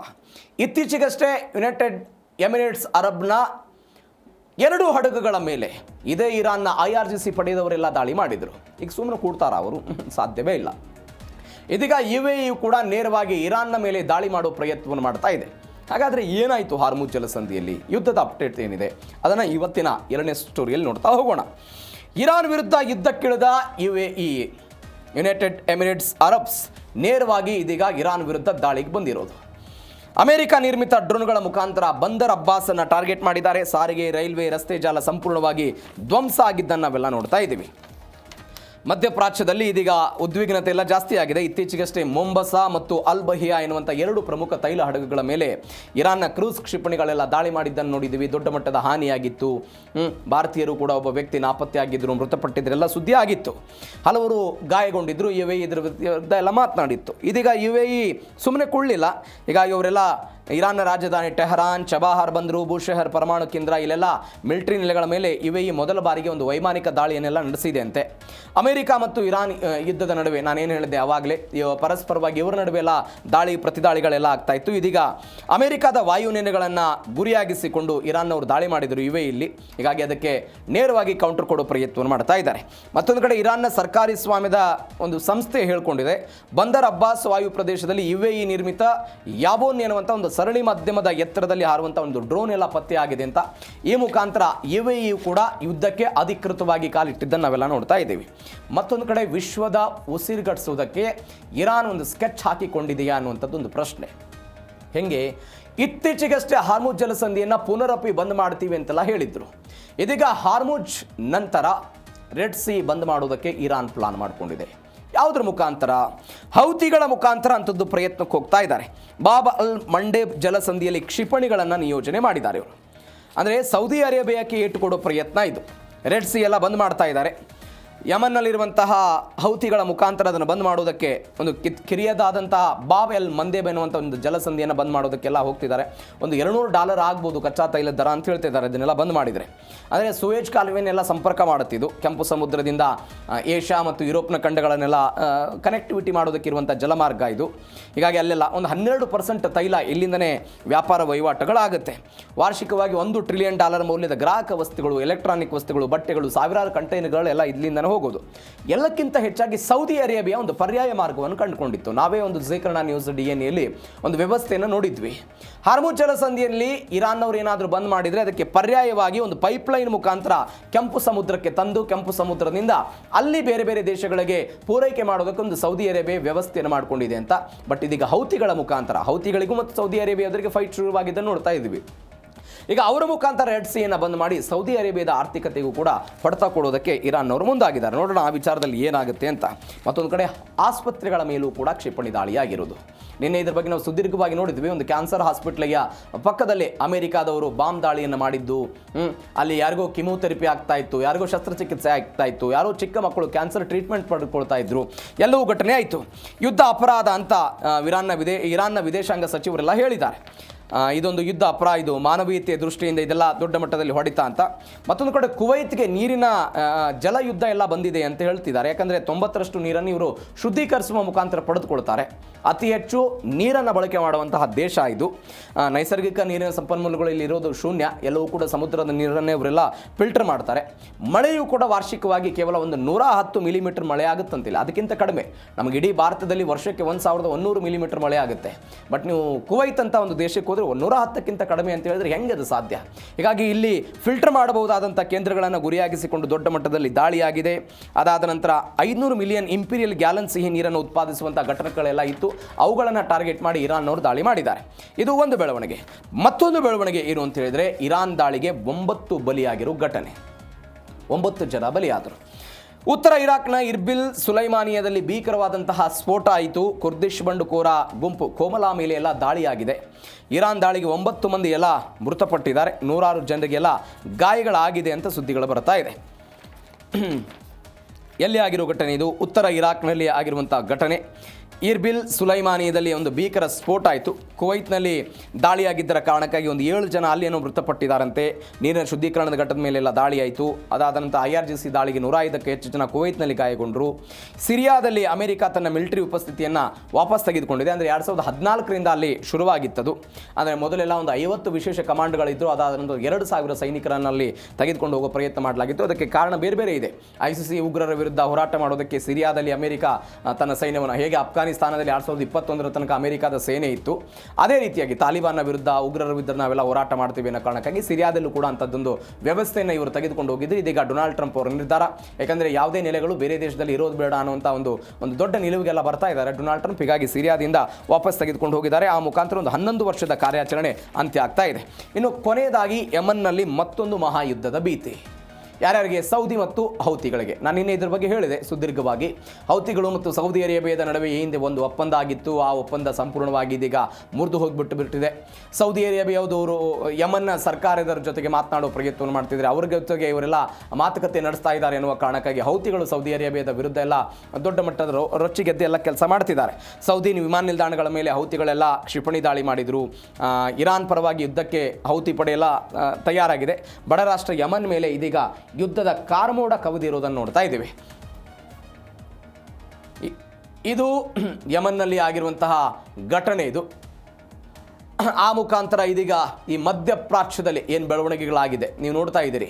ಕೇವಲ ಇರಾನ್ ಮತ್ತು ಅಮೆರಿಕಾಗೆ ಸೀಮಿತವಾಗಿದ್ದಂಥ ಈ ಯುದ್ಧ ಮಧ್ಯಪ್ರಾಚ್ಯಕ್ಕೆ ಸಂಪೂರ್ಣವಾಗಿ ತೆಗೆದುಕೊಂಡು ಹೋಗ್ತಾ ಇರೋದನ್ನು ನೋಡ್ತಾ ಇದ್ದೀವಿ. ಸೌದಿ ಅರೇಬಿಯಾ ಮತ್ತು ಹೌತಿಗಳ ನಡುವೆ ಈ ಹಿಂದೆ ಒಂದು ಒಪ್ಪಂದ ಆಗಿತ್ತು. ಯಾವ ಕಾರಣಕ್ಕಾಗಿಯೂ ಕೂಡ ಮಿಲಿಟರಿ ದಾಳಿ ಮಾಡಬಾರದು, ಪರಸ್ಪರವಾಗಿ ನಾವು ಸುಮ್ಮನೆ ಇರಬೇಕು ಅನ್ನುವಂಥದ್ದು. ಇತ್ತೀಚೆಗೆ ನಾನು ಒಂದು ಸುದ್ದಿ ನೋಡಿದ್ವಿ ನಾವು. 2023ರಲ್ಲಿ ಚೀನಾದ ನೇತೃತ್ವದಲ್ಲಿ ಇರಾನ್ ಮತ್ತು ಸೌದಿ ಅರೇಬಿಯಾದ ನಡುವೆ ಎಲ್ಲ ಮಾತುಕತೆಗಳಾಗಿದೆ. ಸೌದಿ ಅರೇಬಿಯಾ ಅಮೆರಿಕಾದಿಂದ ದೂರ ಆಗಿ ಇರಾನ್ನ ಸ್ನೇಹತ್ವವನ್ನು ವಹಿಸ್ತಾ ಇದೆ. ಆ ಮುಖಾಂತರ ಮಧ್ಯಪ್ರಾಚ್ಯದಲ್ಲಿ ಒಂದು ಗಟ್ಟಿಯಾದ ಸಂಬಂಧ ಬರಬಹುದು ಇತ್ಯಾದಿ ಅಂತ ನಾವೆಲ್ಲ ಮಾತನಾಡ್ತಾ ಇದ್ವಿ. ಆದರೆ ಅದರ ವಿರುದ್ಧವಾಗಿ ಇದೀಗ ಹೌತಿಗಳು ಅದಾದಂಥ ಸೌದಿ ಅರೇಬಿಯನ್ನರ ಜೊತೆಗೆ ಇಂಥದ್ದೊಂದು ಬೆಳವಣಿಗೆ ಆಗ್ತಿದೆ. ಹೀಗಾಗಿ ಏನಾಗುತ್ತೆ ನೋಡೋಣ. ಇದು ಜೀ ಕನ್ನಡ ನ್ಯೂಸ್ DNA 2ನೇ ಸುದ್ದಿ. 3ನೇ ಸುದ್ದಿ, ಡೊನಾಲ್ಡ್ ಟ್ರಂಪ್ ಅವರ ಹತ್ಯೆಗೆ ಪ್ರಯತ್ನಗಳು ಹೆಂಗಾಗ್ತಾ ಇದೆ ಅನ್ನೋದ್ರ ಬಗ್ಗೆ 3ನೇ ಸುದ್ದಿ ಇದೆ. ಯಾವ ಕಾರಣಕ್ಕಾಗಿಯೂ ಕೂಡ ಡೊನಾಲ್ಡ್ ಟ್ರಂಪ್ ಇರಬಾರ್ದು ಅಂತ ಇರಾನ್ ಅವರು ಬಯಸ್ತಾ ಇದ್ದಾರೆ. ಬೆಂಜಮಿನ್ ನೆತನ್ಯಾಹು ಕೂಡ ಇರಬಾರ್ದು, ಅವರನ್ನು ಹತ್ಯೆ ಮಾಡಬೇಕು, ಆ ವ್ಯಕ್ತಿ ಭೂಮಿ ಮೇಲೆ ಇರೋದಕ್ಕೆ ಅರ್ಹರಲ್ಲ. ಯಾಕೆ? ನಮ್ಮ ನಾಯಕರನ್ನೆಲ್ಲ ಮುಗಿಸ್ಬಿಟ್ಟಿದ್ದಾರೆ ಅಂತ. ಇತ್ತೀಚೆಗೆ ಇರಾನ್ನ ಸಂಸತ್ನಲ್ಲಿ ಒಂದು ಕಾನೂನಾತ್ಮಕವಾಗಿ ಇದನ್ನು ಪಾಸ್ ಮಾಡೋ ಪ್ರಯತ್ನ ಮಾಡಿದ್ರು. ಏನು ಅಂತ ಹೇಳಿದರೆ, ಯಾರು ಡೊನಾಲ್ಡ್ ಟ್ರಂಪ್ ಅವರನ್ನು ಹತ್ಯೆ ಮಾಡ್ತಾರೆ, ಅವರನ್ನು ಮುಗಿಸ್ತಾರೆ, ಅವರಿಗೆ ಇನಾಮ್ ಕೊಡ್ತೀವಿ, ಬಹುಮಾನ ಕೊಡ್ತೀವಿ ಅಂತೆಲ್ಲ ಪಾಸ್ ಆಗಿದ್ದನ್ನು ನೋಡಿದ್ದೀವಿ. ಇದೀಗ ಆ ಮುಖಾಂತರ ಇರಾನ್ ಬೆಂಬಲಿತ ಪಡೆಗಳು ಒನ್ಸ್ ಅಗೇನ್ ಮರಣ ಶಾಸನ ಬರೆಯುವ ಹಂತಕ್ಕೆ ಹೋಗ್ತಾ ಇರೋದು. ಮತ್ತೊಂದು ಬಾರಿ ಡೊನಾಲ್ಡ್ ಟ್ರಂಪ್ ಅವರನ್ನು ಹತ್ಯೆ ಮಾಡಿದರೆ ಅವರ ಪತ್ನಿಯ ಫೋಟೋಗಳು ಕೂಡ ಇರಾನ್ನ ಬೀದಿ ಬಿಗಡಿಗಳೆಲ್ಲ ರಾರಾಜಿಸ್ತಾ ಇದೆ. ಆ ವಿಚಾರಕ್ಕೆ ಬರ್ತೇನೆ. ಇದೀಗ ಇವರು ಒನ್ಸ್ ಅಗೇನ್ ಇನಾಮು ಘೋಷಣೆ ಮಾಡೋ ಪ್ರಯತ್ನವನ್ನು ಮಾಡಿದ್ದಾರೆ. ಒಂದು ಡೆತ್ ಪ್ಲಾನ್ ಮಾಡಿರೋದು. ಏನಿದು ಡೆತ್ ಪ್ಲಾನ್ ಎಲ್ಲದರ ಬಗ್ಗೆಯೂ ಕೂಡ ಮೂರನೇ ಸ್ಟೋರಿಯಲ್ಲಿ ಡೀಟೇಲ್ ಆಗಿ ನೋಡ್ತಾ ಹೋಗೋಣ. ಟ್ರಂಪ್ ತಲೆಗೆ 83 ಕೋಟಿ ರೂಪಾಯಿ ಇನಾಮ್ ಕೊಟ್ಟಿರೋದು. ಬರೋಬ್ಬರಿ 83 ಕೋಟಿ ರೂಪಾಯಿ, $10 ಮಿಲಿಯನ್ ಬಹುಮಾನವನ್ನು ಘೋಷಣೆ ಮಾಡಿದ್ದಾರೆ. ಯಾವ ಕಾರಣಕ್ಕಾಗಿ? 28ನೇ ತಾರೀಕಿಗೆ ಅವರ ನಾಯಕರನ್ನು ಕಳೆದುಕೊಂಡಿದ್ದರ ಕಾರಣಕ್ಕಾಗಿ. ಇಸ್ಲಾಮಿಕ್ ರೆಸಿಸ್ಟೆನ್ಸ್ ಗ್ರೂಪ್ನಿಂದ ಆತಂಕಕಾರಿಯಾದಂತಹ ಪ್ರೇರಣೆಯನ್ನು ಕೊಟ್ಟಿರೋದಿದು. 83 ಕೋಟಿ ರೂಪಾಯಿ. IRI ಇಸ್ಲಾಮಿಕ್ ರೆಸಿಸ್ಟೆನ್ಸ್ ಇನ್ ಇರಾಕ್ ಅಂತ ನಾವೇನು ಕರಿತೀವಿ ಅವರೆಲ್ಲ ಘೋಷಣೆ ಮಾಡಿದ್ದಾರೆ. ಅಂದರೆ 2020ರಲ್ಲಿ ಅಮೆರಿಕ ಒಂದು ಡ್ರೋನ್ ದಾಳಿ ನಡೆಸಿತು. ನಾವು ಅನೇಕ ಬಾರಿ ಮಾತನಾಡಿದ್ದೀವಿ. ಇರಾನ್ನ ಉನ್ನತ ಕಮಾಂಡರ್ ಕಾಸಿಂ ಸುಲೈಮಾನಿ ಮತ್ತು ಇರಾಕ್ನ ಸಶಸ್ತ್ರ ಗುಂಪಿನ ನಾಯಕ ಅಬು ಮಹದಿ ಅಲ್ ಮಹಾಂದೀಸ್ ಅಂತ ಈ ಇಬ್ಬರು ವ್ಯಕ್ತಿ ಹತರಾಗಿದ್ದರು. ಇತ್ತೀಚೆಗೆ ಇರಾಕ್ನ ಪ್ರಧಾನಿ ಡೊನಾಲ್ಡ್ ಟ್ರಂಪ್ ಅವರನ್ನು ಭೇಟಿ ಮಾಡಿದರು. ಎಲ್ಲಿ? ಅಮೆರಿಕಾದ ಶ್ವೇತಭವನದಲ್ಲಿ. ಆಗ ಈ ಇಬ್ಬರನ್ನ ಹತ್ಯೆ ಮಾಡಿದ್ದರ ವಿಚಾರವಾಗಿ ಡೊನಾಲ್ಡ್ ಟ್ರಂಪ್ ಮಾತನಾಡಿದ್ರಂತೆ ಪ್ರಧಾನಿಗಳ ಎದುರುಗಡೆ. ಏನಂತ ಹೇಳಿದ್ರು ಅವರು? ನಾನು ನಿಮಗೆ ದೊಡ್ಡ ಉಪಕಾರ ಮಾಡಿದಲ್ವಾ? ಏನದರ ಸಾರಾಂಶ? 2020ರಲ್ಲಿ ಇರಾಕ್ನ ಬಾಗ್ದಾದ್ ವಿಮಾನ ನಿಲ್ದಾಣದ ಬಳಿ ನಾನೇನು ಡ್ರೋನ್ ಆದೇಶ ಕೊಟ್ಟೆ, ಅದನ್ನು ನೆನಪು ಮಾಡಿಕೊಂಡ್ರು ಟ್ರಂಪ್. ಕಾಸಿಂ ಸುಲೈಮಾನಿ ಮತ್ತು ಇರಾಕ್ನ ಒಬ್ಬ ಅತ್ಯಂತ ಕೆಟ್ಟ ವ್ಯಕ್ತಿ ಅಂದರೆ ಅಬು ಮಹದಿ ಅಲ್ ಮಹಾಂದೀಸ್ ಎನ್ನುವಂಥ ವ್ಯಕ್ತಿಯ ಹತ್ಯೆಗೆ ನಾನು ಏನು ಕರೆ ಕೊಟ್ಟೆ, ಈ ಒಂದು ದಾಳಿಯಲ್ಲಿ ನಾನು ಮುಗಿಸೋದಕ್ಕೆ ಆದೇಶ ಕೊಟ್ಟಿದ್ದೆ, ಆ ಮುಖಾಂತರ ನಿಮಗೊಂದು ದೊಡ್ಡ ಉಪಕಾರ ಮಾಡಿದೆ ಅಲ್ವಾ ಅಂತ ಹೇಳಿ ಪ್ರಧಾನಿ ಜೈದಿ ಅವರನ್ನು ಹೆಮ್ಮೆಯಿಂದ ಕೇಳಿದ್ರಂತೆ ಡೊನಾಲ್ಡ್ ಟ್ರಂಪ್. ಇದಕ್ಕೆ ಜೈದಿ ಅವರು ಹೇಳಿದರು. ಜೈದಿ ಅವರು ಹೇಳ್ತಾರೆ, ಅಲ್ ಜೈದಿ, ಈ ಘಟನೆ ನಡೆದಾಗ ನಾನು ರಾಜಕೀಯದಲ್ಲಿರಲಿಲ್ಲ, ನನಗೆ ಇದ್ರ ಬಗ್ಗೆ ಏನೂ ಗೊತ್ತಿಲ್ಲ. ನನ್ನ ಭೇಟಿಯ ಉದ್ದೇಶ ಅಮೆರಿಕ ಮತ್ತು ಇರಾಕ್ನ ಸಂಬಂಧವನ್ನು ಗಟ್ಟಿ ಮಾಡೋದು, ಉಭಯ ದೇಶಗಳ ರಾಜತಾಂತ್ರಿಕತೆ ಬಗ್ಗೆ ಮಾತನಾಡೋದಕ್ಕೆ ಮಾತ್ರ ಬಂದಿದ್ದೆ. ನಾನು 2020 ಘಟನೆ ಬಗ್ಗೆ ಮಾತನಾಡೋದಕ್ಕೆ ಬಂದಿಲ್ಲ ಅಂತ ಒಂದು ತೀಕ್ಷ್ಣವಾಗಿ ಅದರಿಂದ ನುಣುಚ್ಕೊಳ್ಳೋ ಪ್ರಯತ್ನವನ್ನು ಮಾಡಿದರು. ಆದರೆ ಯಾವಾಗ ಡೊನಾಲ್ಡ್ ಟ್ರಂಪ್ ನಾನು ಇರಾಕಿಗೆ ಉಪಕಾರ ಮಾಡಿದ್ದೀನಿ ಅಂತ ಶ್ವೇತ ಭವನದಲ್ಲಿ ಕುಳಿತುಕೊಂಡು ಮಾತನಾಡಿದ್ರಲ್ಲ, ಅದು ಈ ರೆಸಿಸ್ಟೆನ್ಸ್ ಪಡೆಗೆ ದೊಡ್ಡ ಮಟ್ಟದ ಆಕ್ರೋಶಕ್ಕೆ ಕಾರಣ ಆಯಿತು. ಹೀಗಾಗಿ ಈ ವ್ಯಕ್ತಿಯನ್ನು ಹತ್ಯೆ ಮಾಡಬೇಕು ಅಂತ ಅವರೊಂದು ಪ್ಲಾನ್ ಮಾಡಿದ್ದಾರೆ. ಮತ್ತೊಂದು ಕಡೆ ಟೆಹರಾನ್ನಲ್ಲಿ ಶವಪೆಟ್ಟಿಗೆಯ ಬಿಲ್ ಬೋರ್ಡ್ ಕಾಣಿಸ್ತಾ ಇದೆ. ಇತ್ತೀಚೆಗೆ ಈ ಅಯತಲ್ಲಾ ಅಲಿ ಖಮೇನಿ ಅವರ ಅಂತ್ಯಕ್ರಿಯೆಯ ಸಮಯದಲ್ಲಿ ಕೆಂಪು ಬಾವುಟಗಳನ್ನು ಹಿಡಿದು ಡೊನಾಲ್ಡ್ ಟ್ರಂಪ್ ಅವರ ಚಿತ್ರವನ್ನೆಲ್ಲ ಪ್ರದರ್ಶನ ಮಾಡಿ ಹತ್ಯೆಗೆಲ್ಲವೂ ಕೂಡ ಅವರು ಮಾತನಾಡಿದ್ದನ್ನು ನೋಡಿದ್ದೀವಿ. ಇದೀಗ ನಾವು ನಿಮ್ಮನ್ನು ಕೊಲ್ತೀವಿ ಅಂತ ಇಂಗ್ಲೀಷ್ನಲ್ಲೆಲ್ಲ ನೇರವಾಗೆಲ್ಲ ಬರೆದಿದ್ದಾರೆ. ಬಿಲ್ ಬೋರ್ಡ್ಗಳನ್ನು ಹಾಕಿರೋದು ಇದು. ಟೆಹರಾನ್ನ ಪ್ರಮುಖ ವೃತ್ತಗಳಲ್ಲಿ ಶವಪೆಟ್ಟಿಗೆ ಬಿಲ್ ಬೋರ್ಡ್ಗಳನ್ನು ಇರಾನ್ ಸರ್ಕಾರ ಇತ್ತೀಚೆಗೆ ಅಳವಡಿಕೆ ಮಾಡಿದೆ ಅಂತೆ. ಏನಿದೆ ಬಿಲ್ ಬೋರ್ಡ್ನಲ್ಲಿ? ಟೆಹರಾನ್ನ ಅತ್ಯಂತ ಜನನಿಬಿಡ ಪ್ರದೇಶವಾದಂಥ ಎಂಗೆಲಾಬ್ ಸ್ಕ್ವೇರ್ ಮತ್ತು ವ್ಯಾಲಿಸ್ಟೇನ್ ಸ್ಕ್ವೇರ್ನಲ್ಲಿ ಈ ಬ್ಯಾನರ್ಗಳನ್ನು ಹಾಕಿದ್ದಾರೆ ಅವರು. ತೆರೆದ ಕಪ್ಪು ಶವಪೆಟ್ಟಿಗೆಯೊಳಗೆ ಟ್ರಂಪ್ ಅವರ ಮೃತದೇಹದ ರೂಪದಲ್ಲಿ ಅವರನ್ನೆಲ್ಲ ಮಲಗಿಸಲಾಗಿದೆ. ಅವರು ಕಣ್ಣು ಮುಚ್ಚಿದೆ, ಬಾಯಿ ಮುಚ್ಚಿದೆ, ತಲೆಯ ಕೂದಲೆಲ್ಲವೂ ಕೂಡ ಸಂಪೂರ್ಣವಾಗಿ ಕೆದರು ಹೋಗ್ಬಿಟ್ಟಿದೆ. ಅವರೊಂದು ಕೆಂಪು ಬಣ್ಣದ ಟೈ ಮೇಲೆ ಅವರ ಕೈಗಳನ್ನು ಇಡೋ ಸೇಮ್ ಹೆಂಗಿದೆ ಅಲ್ಲ ಫೋಟೋ, ಅದು ಕೆಂಪು ಟೈ ಯಾವಾಗಲೂ ಹಾಕ್ತಾರೆ, ಇದೇ ರೀತಿಯಾಗಿ ಅದನ್ನೆಲ್ಲವನ್ನು ಕೂಡ ಹಾಕಲಾಗಿದೆ. ಇದರ ಜೊತೆಗೆ ಪರ್ಷಿಯನ್ ಮತ್ತು ಇಂಗ್ಲಿಷ್ ಭಾಷೆಗಳಲ್ಲಿ ಕೆಲ ವಾಕ್ಯಗಳನ್ನು ಬರೆಯಲಾಗಿದೆ. ನಾವು ಟ್ರಂಪ್ ಅವರನ್ನು ಕೊಲ್ಲುತ್ತೇವೆ, ಟ್ರಂಪ್ನನ್ನು ಕೊಲ್ಲುತ್ತೇವೆ ಅಂತ ಬಿಳಿ ಅಕ್ಷರಗಳಲ್ಲಿ ಬರೆದಿದ್ದಾರೆ. ಮತ್ತೊಂದು ಕಡೆ ಪ್ಯಾಲೆಸ್ಟೈನ್ ಸ್ಕ್ವೇರ್ ಅಂತ ನಾನು ಹೇಳಿದೆ, ಅಲ್ಲಿ ಟ್ರಂಪ್ ಅವರ ಪತ್ನಿ ಮೆಲಾನಿಯಾ ಮತ್ತು ಅವರ 5 ಮಕ್ಕಳ ಚಿತ್ರಗಳ ಕೆಳಗೆ ಅಮೆರಿಕ ಧ್ವಜ ಹೊದಿಸಿದ ಶವಪೆಟ್ಟಿಗೆಗಳಿರುವಂಥ ಮತ್ತೊಂದು ಭೀಕರವಾದಂಥ ಬಿಲ್ ಬೋರ್ಡನ್ನೆಲ್ಲ ಹಾಕಲಾಗಿದೆ. ಯಾಕೆ ಈ ಬೋರ್ಡ್ಗಳನ್ನು ಹಾಕಲಾಗಿದೆ? ಉದ್ದೇಶ ಏನು ಅಂತ ಹೇಳಿದ್ರೆ ಪ್ರತೀಕಾರದ ಉದ್ದೇಶ. ಅಯತಲ್ಲಾ ಅಲಿ ಖಮೇನಿ ಸೇರಿದಂತೆ ಅವರ ಕುಟುಂಬವನ್ನು ನಾಶ ಮಾಡೋ ಪ್ರಯತ್ನ, ಇರಾನ್ನ ಅನೇಕ ಅಧಿಕಾರಿಗಳೆಲ್ಲ ಮೃತಪಟ್ಟರು, ನಾವು ಪ್ರತೀಕಾರ ತೀರಿಸ್ಕೊಳ್ತೀವಿ ಅಂತ ಹೇಳ್ತಿದ್ದಾರೆ. ಅದರ ಭಾಗವಾಗಿ ಎಲ್ಲ ಬೋರ್ಡ್ಗಳನ್ನೆಲ್ಲ ಹಾಕಿರೋದು. ಮತ್ತೊಂದು ಕಡೆ ಇರಾನ್ ಯುದ್ಧದ 2ನೇ ಇನ್ನಿಂಗ್ಸ್ ಆರಂಭ ಆಗಿರೋ ಘಟನೆ. 2ನೇ ಇನ್ನಿಂಗ್ಸ್ ಆರಂಭ ಆಗಿದೆ. ಇರಾನ್ ಜೊತೆ ಯಾವುದೇ ಒಪ್ಪಂದ ಇಲ್ಲ ಅಂತ ಟ್ರಂಪ್ ಹೇಳಿದರು. ಮೊನ್ನೆನೂ ಕೂಡ ಅದನ್ನು ಹೇಳಿದರು ನ್ಯಾಟೋ ಶೃಂಗಸಭೆಯಲ್ಲಿ. ಒನ್ಸ್ ಅಗೇನ್ ಪುನರಪ್ಪಿ ಹೇಳ್ತಾ ಇದ್ದಾರೆ, ಅವ್ರ ಜೊತೆ ನಾವು ಮಾತುಕತೆ ನಡೆಸಲ್ಲ, ಮಾತುಕತೆ ಎಲ್ಲ ವ್ಯರ್ಥ. ಇರಾನ್ ಬೆದರಿಕೆಗಳಿಗೆ ಅಮೆರಿಕ ಅಧ್ಯಕ್ಷೆಲ್ಲ ಬಗ್ಗಿಲ್ಲ. ಇಂಥ ಆಲೋಚನೆಗಳೇ ಇರಾನ್ ಸರ್ವನಾಶಕ್ಕೆಲ್ಲ ಕಾರಣ ಆಗಿದೆ. ರಷ್ಯಾ ಮತ್ತು ಇರಾನ್ ಪ್ರಚಾರದ ವಿರುದ್ಧ ಅಮೆರಿಕಾದಲ್ಲೆಲ್ಲ ಆಕ್ರೋಶ ಆಗಿದೆ. ಮತ್ತಷ್ಟು ಭೀಕರ ಸ್ವರೂಪವನ್ನು ಈ ಮಧ್ಯಪ್ರಾಚ್ಯದ ಸಂಘರ್ಷ ಎಲ್ಲ ಪಡೆದುಕೊಳ್ಳಬಹುದು ಎನ್ನುವಂಥ ಲೆಕ್ಕಾಚಾರ ಇದೆ. ಹಾಗಾಗಿ ಏನಾಗುತ್ತೆ ನೋಡೋಣ. ಯಾಕಂದರೆ ಮಾತುಕತೆ ಇಲ್ಲ ಅಂತ ಹೇಳ್ತಿದ್ದಾರೆ ಇವರು. ಯಾಕಂದರೆ ಇರಾನ್ ಅವರು ಹೇಳ್ತಿದ್ದಾರೆ, ನಮ್ಮನ್ನು ಬ್ಲಾಕ್ ಮೇಲ್ ಮಾಡಿ ನಮ್ಮ ಜೊತೆಗೆ ಯಾವುದೇ ಕಾರಣಕ್ಕೂ ಮಾತುಕತೆ ನಡೆಸೋದಕ್ಕೆ ನಿಮಗೂ ಕೂಡ ಸಾಧ್ಯ ಇಲ್ಲ ಅಂತ ಅವರು ಹೇಳ್ತಾ ಇರೋದು. ಹೀಗಾಗಿ ಮಧ್ಯಪ್ರಾಚ್ಯ ಮತ್ತೊಂದು ಹಂತಕ್ಕೆ ಹೋಗುತ್ತಾ ನೋಡೋಣ. ಮತ್ತೊಂದು ಕಡೆ ಇರಾಕ್ನಿಂದ ಅಮೆರಿಕಾದ ಸೇನೆ ಕಾಲ್ಕಿತ್ತಿದೆ. 2 ಕಾರಣಗಳಿಗಾಗಿ ಇರಾಕ್ನಲ್ಲಿ ಸೇನೆ ಇತ್ತು. ಒಂದು, ಅಲ್ಲಿದ್ದಂತಹ ನಾಯಕನನ್ನು ಮುಗಿಸಬೇಕು ಅನ್ನುವ ಕಾರಣಕ್ಕಾಗಿ 9/11 ಘಟನೆ ಏನಾಗಿತ್ತು, ಆ ಘಟನೆಯ ಕಾರಣಕ್ಕಾಗಿ ಸದ್ದಾಂ ಹುಸೇನನ್ನು ಹೊಡಿಬೇಕು ಅನ್ನೋ ಕಾರಣಕ್ಕಾಗಿ ಅಲ್ಲಿ ಒಂದು ಬಂದಿದ್ದು ಒಂದು. ಎರಡನೇದ್ದು, ಇರಾಕ್ ಅನೇಕ ಶಸ್ತ್ರಾಸ್ತ್ರಗಳನ್ನು ಹೊಂದಿದೆ, ಅದರಿಂದ ಜಾಗತಿಕವಾಗಿ ವಿನಾಶ ಆಗುತ್ತೆ ಅಂತ ಒಬ್ಬ ಅಧಿಕಾರಿಗಳು ಕೊಟ್ಟಂತಹ ಮಾಹಿತಿಯ ವಿನಾಶಕಾರಿ ಶಸ್ತ್ರಾಸ್ತ್ರಗಳನ್ನು ಮುಗಿಸಬೇಕು ಅಂತೇಳಿ 2003ರಿಂದ 2011 ತನಕ ಸುಮಾರು 8 ವರ್ಷಗಳ ಕಾಲ ಅಲ್ಲಿ ಸೇನೆಯನ್ನು ಬಿಡಲಾಗಿತ್ತು. ಅದು ಮೊದಲ ಹಂತ. ಎರಡನೇ ಹಂತದಲ್ಲಿ 2014ರಿಂದ 2026 ಐಸಿಸ್ ಭಯೋತ್ಪಾದನೆ ನಿಗ್ರಹ ಮಾಡ್ತೀವಿ ಎನ್ನುವ ಕಾರಣಕ್ಕಾಗಿ ಅಲ್ಲಿ ಸೇನೆಯನ್ನು ಅಮೆರಿಕಾದವರು ತೆಗೆದುಕೊಂಡು ಹೋಗಿದ್ರು. ಇದಕ್ಕೆ 23 ವರ್ಷಗಳ ಸುದೀರ್ಘ ಕಾರ್ಯಾಚರಣೆಯ ನಂತರ ತಮ್ಮ ಸೇನೆಯನ್ನು ಡೊನಾಲ್ಡ್ ಟ್ರಂಪ್ ಅವರು ತೆಗೆದುಕೊಂಡಿದ್ದಾರೆ. ಹೀಗಾಗಿ ಇರಾನ್ ಅವರು ಅಲ್ಲಿ ಹೇಳ್ತಾ ಇದ್ದಾರೆ, ಅಲ್ಲಿ ಎಲ್ಲೆಲ್ಲಿ ಸೇನೆಯನ್ನು ವಾಪಸ್ ತೆಗೆದುಕೊಂಡಿದ್ದಾರೆ, ಅಲ್ಲಿ ಕೈಗಾರಿಕಾ ಅಭಿವೃದ್ಧಿಯನ್ನು ಮಾಡ್ತೀವಿ ಅಂತ ಇರಾಕ್ನ ಪ್ರಧಾನಿಗಳು ಕೂಡ ಹೇಳಿದ್ದಾರೆ. ನೋಡೋಣ ಆ ವಿಚಾರದಲ್ಲಿ ಏನಾಗುತ್ತೆ ಅಂತ. ಇದು ಜೀ ಕನ್ನಡ ನ್ಯೂಸ್ DNA ಮೂರನೇ ಸುದ್ದಿ. ಒಂದು ಪಕ್ಕದ ಪಾಕಿಸ್ತಾನ ಅಕ್ಷರಶಃ ನರಕ ಆಗಿದ್ದನ್ನು ನೋಡ್ತಾ ಇದ್ದೀವಿ. ನಿನ್ನೆ ಅಷ್ಟೇ ಒಂದು ಸುದ್ದಿಯನ್ನು ನೋಡಿದ್ವಿ, ಬಲೂಚಿಸ್ತಾನಿಗಳು ಅಥವಾ ಬಲೂಚಿಗಳು ನಾವು ಪ್ರತ್ಯೇಕವಾಗಿದ್ದೀವಿ ಅಂತ ಘೋಷಣೆ ಮಾಡಿಕೊಂಡ್ರು. ಅದಕ್ಕಿಂತ ಮೊದಲು ಒಂದು ಆಣೆಕಟ್ಟಿನ ವಿಚಾರಕ್ಕೆ ಸಂಬಂಧಪಟ್ಟಂತೆ ಪಾಕಿಸ್ತಾನದ 24 ಪೊಲೀಸರನ್ನು ಹೊಡೆದುರುಳಿಸುವ ಪ್ರಯತ್ನ ಆಗಿತ್ತು. ಇದೀಗ ಒನ್ಸ್ ಅಗೇನ್ ಇದೇ ಬಲೂಚಿಗಳು ಪಾಕಿಸ್ತಾನದ ಸೇನೆಯನ್ನು ಟಾರ್ಗೆಟ್ ಮಾಡುವ ಪ್ರಯತ್ನವನ್ನು ಮಾಡ್ತಾ ಇದ್ದಾರೆ. ಆ ಮುಖಾಂತರ ಪಾಕಿಸ್ತಾನದಲ್ಲಿ ಕೆಲವೊಂದಿಷ್ಟು ಬೆಳವಣಿಗೆಗಳು ಸದ್ಯಕ್ಕೆ ಆಗ್ತಾ ಇದೆ. ಒಂದು 45 ಜನ ಪಾಕಿಸ್ತಾನದ ಸೈನಿಕರು ಮೃತಪಟ್ಟಿದ್ದಾರೆ ಅಂತ ಮೊನ್ನೆ ಪೊಲೀಸರಾಯಿತು. ಇದೀಗ ಪಾಕಿಸ್ತಾನ ಅಧಿಕೃತ ಸೇನೆಯ ಸೈನಿಕರೇ ಈ ದಾಳಿಯಲ್ಲಿ ಮೃತಪಟ್ಟಿರುವುದು. ಹಾಗಾದರೆ ಏನೇನಾಯಿತು ಪಾಕಿಸ್ತಾನದಲ್ಲಿ ಡೀಟೇಲ್ಸ್ ನೋಡೋಣ. ಪಾಕ್ ಸೇನೆಗೆ ಮೃತ್ಯುಕೋಪವಾದ ಮಸ್ತುಂಗ್ ಎನ್ನುವಂಥ ಪ್ರದೇಶ. BLA ಪತಾ ಸ್ಕ್ವಾಡ್ನಿಂದ ರಣಭೀಕರ ದಾಳಿಯಾಗಿದೆ. BLA ಅಂತ ಹೇಳಿದ್ರೆ ನಾನು ಹೇಳಿದೆ, ಬಲೂಚಿಸ್ತಾನ್ ಲಿಬರಲೈಸೇಷನ್ ಆರ್ಮಿ ಅನ್ನೋದು, ಇವರೆಲ್ಲ ಭೀಕರ ದಾಳಿ ಮಾಡಿದ್ದಾರೆ. ಮಸ್ತುಂಗ್ ಜಿಲ್ಲೆಯ ಹೆದ್ದಾರಿಯಲ್ಲಿ ಸೈನಿಕರಿದ್ದಂತಹ ಬಸ್ಗಳಿಗೆಲ್ಲ ಬೆಂಕಿ ಹಾಕಿದ್ರು. ಒಂದು 45ಕ್ಕೂ ಹೆಚ್ಚು ಜನ ಪಾಕಿಸ್ತಾನ ಸೈನಿಕರು ಮೃತಪಟ್ಟರು. ಕ್ವೆಟ್ವಾ ಕರಾಚಿ ಹೆದ್ದಾರಿಯಲ್ಲಿ ಪಾಕಿಸ್ತಾನ ಸೇನಾ ಸಿಬ್ಬಂದಿಯನ್ನು ಬಸ್ಗಳೆಲ್ಲ ಕರೆದುಕೊಂಡು ಹೋಗ್ತಾ ಇತ್ತು. ಬೆಂಗಾವಲು ಪಡೆಯನ್ನೆಲ್ಲ ಗುರಿಯಾಗಿಸಿಕೊಂಡೆಲ್ಲ ದಾಳಿ ಮಾಡಿದರು. ಪತಾ ಸ್ಕ್ವಾಡ್ ಕಾರ್ಯಾಚರಣೆ ಅಂದರೆ BLA ಸಂಘಟನೆ ಅತ್ಯಂತ ವಿಧ್ವಂಸಕ ತರಬೇತಿ ಪಡೆದಂಥ ಒಂದು ಕಮಾಂಡೋ ಘಟಕ ಇದು. ಈ ಯೋಜಿತ ದಾಳಿಯನ್ನೆಲ್ಲ ಮಾಡಿದ್ದಾರೆ ಅವರು. ಮತ್ತೊಂದು ಕಡೆ ಈ ದಾಳಿಯಾದ ತಕ್ಷಣವೇ ಪ್ರತಿದಾಳಿಯೂ ಕೂಡ ಆಯಿತು. ಪಾಕಿಸ್ತಾನ ಸೇನಾ ತುಕಡಿಗಳು, ರಕ್ಷಣಾ ಪಡೆಗಳ ಮೇಲೆಯೂ ಕೂಡ BLA ಉಗ್ರರೆಲ್ಲ ದಾಳಿ ಮಾಡಿ ಗುಂಡಿನ ದಾಳಿ ಮಾಡಿದ್ದಾರೆ.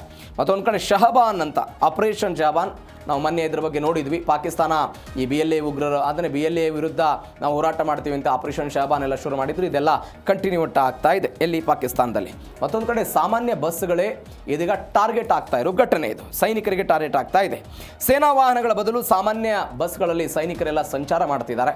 ಇದನ್ನೇ ಟಾರ್ಗೆಟ್ ಮಾಡಿಕೊಂಡು ಇಂಥದ್ದೊಂದು ದಾಳಿಯನ್ನೆಲ್ಲ ಮಾಡಲಾಗ್ತಾ ಇದೆ. IED ಮತ್ತು ಗುಂಡಿನ ದಾಳಿಗೆ ತುತ್ತಾದ ರಕ್ಷಣೆ ಇಲ್ಲದಂತಹ ವಾಹನಗಳಿವು ಪಾಕಿಸ್ತಾನದಲ್ಲಿ. ಸ್ಥಳೀಯ ಜನರಿಂದ ಪಾಕ್ ಸೇನೆಗೆ ಗುಪ್ತಚರ ಮಾಹಿತಿ ಯಾವುದೂ ಸಿಗ್ತಾ ಇಲ್ಲ. BLA ಪಡೆಗೆ ಭದ್ರಕೋಟೆ ಆಗಿಬಿಟ್ಟಿದೆ ಬಲೂಚಿಸ್ತಾನದ ಗುಡ್ಡಗಾಡು ಪ್ರದೇಶ. ನೋಡಿ, ಸಾಮಾನ್ಯ ಬಸ್ಸುಗಳು ಲೋಹದ ತೆಳುವಾದಂತಹ ಪಾತ್ರೆಯೆಲ್ಲ ಹೊಂದಿರುತ್ತದು. ಇರಾಕ್, ಸಿರಿಯಾ, ಜಮ್ಮು ಕಾಶ್ಮೀರದ ಸೂಕ್ಷ್ಮ ಪ್ರದೇಶಗಳನ್ನೆಲ್ಲ ದಾಳಿ ನಡೆಸಿದಾಗ ಸೈನಿಕರಿಗೆಲ್ಲ ರಕ್ಷಣೆ ಇರಲ್ಲ ಅಲ್ಲಿ. ಹೀಗಾಗಿ ಅದನ್ನು ಸೀಳ್ಕೊಂಡು ಹೋಗ್ಬೋದು ಅನ್ನೋದು ಒಂದು. ಎರಡನೇದು ಸುಧಾರಿತ ಸ್ಫೋಟಕಗಳನ್ನು ಬಳಕೆ ಮಾಡ್ಕೊಳ್ತಾರೆ, ಲ್ಯಾಂಡ್ ಮೈನ್ಗಳನ್ನೆಲ್ಲ ಬಳಕೆ ಮಾಡ್ಕೊಂಡು ಅವರೆಲ್ಲ ಟ್ರೈಲ್ ಮಾಡುವ ಪ್ರಯತ್ನ. ಮತ್ತೊಂದು ಕಡೆ ಬಲೂಚಿಸ್ತಾನದ ಈ ದುರ್ಗಮ ಗುಡ್ಡಗಾಡು ಪ್ರದೇಶ ಏನಿದೆ, ಇದು ಬಲೂಚಿಸ್ತಾನ್ ಲಿಬರಲೈಸೇಷನ್ ಆರ್ಮಿಗೆ ದೊಡ್ಡ ಮಟ್ಟದ ಸುರಕ್ಷತಾ ಕೋಟೆಯಾಗಿ ಕೆಲಸವನ್ನು ಮಾಡ್ತಾ ಇದೆ ಅಂತ. ಅಲ್ಲೊಂದೆರಡು ಸುಲೈಮಾನ್, ಕೀರ್ತಾರ್, ಮಕ್ರಾನ್ ಎನ್ನುವಂಥ ಒಂದು ಬೃಹತ್ ಮತ್ತು ಕಲ್ಲು ಬಂಡೆಗಳ ಕೂಡಿರುವಂಥ ಒಂದು ಒಣ ಪರ್ವತ ಶ್ರೇಣಿ ಇದೆ. ಆ ಒಣ ಪರ್ವತ ಶ್ರೇಣಿಯ ಮುಖಾಂತರ ಈ ಪಾಕಿಸ್ತಾನದ ಸೈನಿಕರ ವಿರುದ್ಧ ಒಂದು ಗೆರಿಲ್ಲಾ ಯುದ್ಧವನ್ನು ಮಾಡ್ತಾರೆ. ಈ ಬಲೂಚಿಗಳು ಯಾವಾಗಲೂ ಕೂಡ ಪಾಕಿಸ್ತಾನದ ವಿರುದ್ಧ ಹೆಂಗೆ ಮಾಡ್ತಾರೆ, ಈ ಗೆರಿಲ್ಲಾ ತಂತ್ರವನ್ನು ಕಾದು ಅವರಿಗೆ ಗೊತ್ತಾಗದಂತೆ ಹಿಂದೆ ನಿಂತು ಹೊಡೆಯುವಂಥ ಪ್ರಯತ್ನವನ್ನು ಮಾಡ್ತಾರೆ. ಅದೇ ತಂತ್ರವನ್ನು ಇವರು ಬಳಕೆ ಮಾಡ್ತಾ ಇರೋದು. ಮತ್ತೊಂದು ಕಡೆ ಪಾಕಿಸ್ತಾನಕ್ಕೆ ರೆಡ್ ಲೈನ್ ಆತಂಕ. ಏನು ರೆಡ್ ಲೈನ್ ಆತಂಕ? ಸೌದಿ ಅರೇಬಿಯಾ ಮೇಲಿನ ದಾಳಿ ಪಾಕಿಸ್ತಾನಕ್ಕೆ ದೊಡ್ಡ ಸವಾಲಿದು. ಯಾಕಂದರೆ ಇತ್ತೀಚೆಗೆ ಚೀನಾ ತನ್ನ ಸಾಲವನ್ನು ಸ್ವಲ್ಪ ಎಕ್ಸ್ಟೆಂಡ್ ಮಾಡಲಿ, ನಮಗೆ ಪೇ ಮಾಡೋದಕ್ಕೆ ಸಾಧ್ಯ ಆಗ್ತಾ ಇಲ್ಲ ಅಂತ ಕೇಳಿದಾಗ ಯಾರ ಬಳಿ ಹೋಗಿದ್ರು ಇವರು? ಸೌದಿ ಅರೇಬಿಯಾದ ಬಳಿ ನಾನು ಒಂದು 10 ಬಿಲಿಯನ್ ನಮಗೆ ಒಂದು ಸಹಾಯ ಬೇಕು ಅಂತ ಕೇಳೋದಕ್ಕೆಲ್ಲ ಹೋಗಿದ್ರು. ಇದಕ್ಕೆ ಅಲ್ಲಿನೇ ದಾಳಿ ಆಗ್ತಾ ಇದೆ. ಸೌದಿ ಮೇಲಿನ ದಾಳಿ ಅಂದರೆ ಪಾಕ್ ಮೇಲಿನ ದಾಳಿ. ನಾವು ಅನೇಕ ಬಾರಿ ಇದ್ರ ಬಗ್ಗೆ ಮಾತನಾಡಿದ್ವಿ. ಉಭಯ ದೇಶಗಳ ನಡುವೆ 2025ರಲ್ಲಿ ಒಪ್ಪಂದ ಆಗಿತ್ತು. ಒಪ್ಪಂದ ಆದಾಗ ಪಾಕಿಸ್ತಾನ ಇದೀಗ ಸೌದಿ ಅರೇಬಿಯಾದ ಸಪೋರ್ಟಿಗೆ ಬರಬೇಕಾದಂಥ ಅನಿವಾರ್ಯತೆ ಇದೆ. ಈ ಹಿಂದೆ ಇರಾನ್ ದಾಳಿ ಮಾಡಿದಾಗಲೂ ಕೂಡ ಸಪೋರ್ಟಿಗೆ ಬಂದಿರಲಿಲ್ಲ. ಹೀಗಾಗಿ ಸೌದಿ ಅರೇಬಿಯಾ ಮುನಿಸ್ಕೊಂಡಿತ್ತು. ಇದೀಗ ಒನ್ಸ್ ಅಗೇನ್ ಈ ಹೌತಿ ಪಡೆಗಳೆಲ್ಲ ದಾಳಿ ಮಾಡ್ತಾ ಇದೆ. ಈಗೇನಾದರೂ ಸಪೋರ್ಟಿಗೆ ಬರ್ತಾರಾ? ಇದು ಸದ್ಯಕ್ಕಿರುವ ಪ್ರಶ್ನೆ. ಮತ್ತೊಂದು ಕಡೆ ಹೌತಿ ಕ್ಷಿಪಣಿ ದಾಳಿಯ ಸುಳಿಗೆ ಈಗ ಪಾಕಿಸ್ತಾನ ಎಲ್ಲ ಸಿಕ್ಕಾಕೊಂಡು ಬಿಡುತ್ತಾ? ಇಂಥದ್ದೊಂದು ಗಂಭೀರವಾದಂತಹ ಚರ್ಚೆ ಸದ್ಯಕ್ಕೆ ಸೌದಿ ಅರೇಬಿಯಾ ಮತ್ತು ಪಾಕಿಸ್ತಾನ ನಡುವೆ ಆಗ್ತಾ ಇದೆ. ಅಂದರೆ ಇವರ ನಡುವೆ ಪರಸ್ಪರವಾಗಿ ಒಪ್ಪಂದ ಆಗಿತ್ತು. ಪಾಕಿಸ್ತಾನದವರು ಈ ಹಿಂದೆ ಸಹಾಯಕ್ಕೆ ಬರಲಿಲ್ಲ, ಹೀಗಾಗಿ ಅವರು ಮುನಿಸ್ಕೊಂಡಿದ್ರು. ಈಗ ಏನಾಗುತ್ತೆ ಅಂತ ನೋಡೋಣ. ಮತ್ತೊಂದು ಕಡೆ ಪಾಕಿಸ್ತಾನ ಕತ್ತಲೆಯಲ್ಲಿ ಮುಳುಗಿಬಿಟ್ಟಿದೆ. ಹಾರ್ಮುಜ್ ಕೆಂಪು ಸಮುದ್ರದ ಭೀತಿಯಿಂದೆಲ್ಲ ಇವರು ಸದ್ಯಕ್ಕೆ ಆತಂಕಕ್ಕೀಡಾಗಿದ್ದಾರೆ. ತೈಲದ ಬೆಲೆ ಏರಿಕೆ ಆಗ್ಬೋದು, ವಿದ್ಯುತ್ ಘಟಕಗಳೆಲ್ಲ ಬಂದಾಗುವ ಹಂತಕ್ಕೆ ಹೋಗಿದೆ, ಗೋಧಿ ಸಿಗ್ತಾ ಇಲ್ಲ, ಬ್ರೆಡ್ ದರ ಏರಿಕೆ ಆಗಿದ್ದನ್ನು ನೋಡ್ತಾ ಇದ್ದೀವಿ. ಗಲ್ಫ್ ರಾಷ್ಟ್ರಗಳ ತೈಲವನ್ನೇ ಇವರೆಲ್ಲ ಆಮದು ಮಾಡ್ಕೊಳ್ತಾರೆ.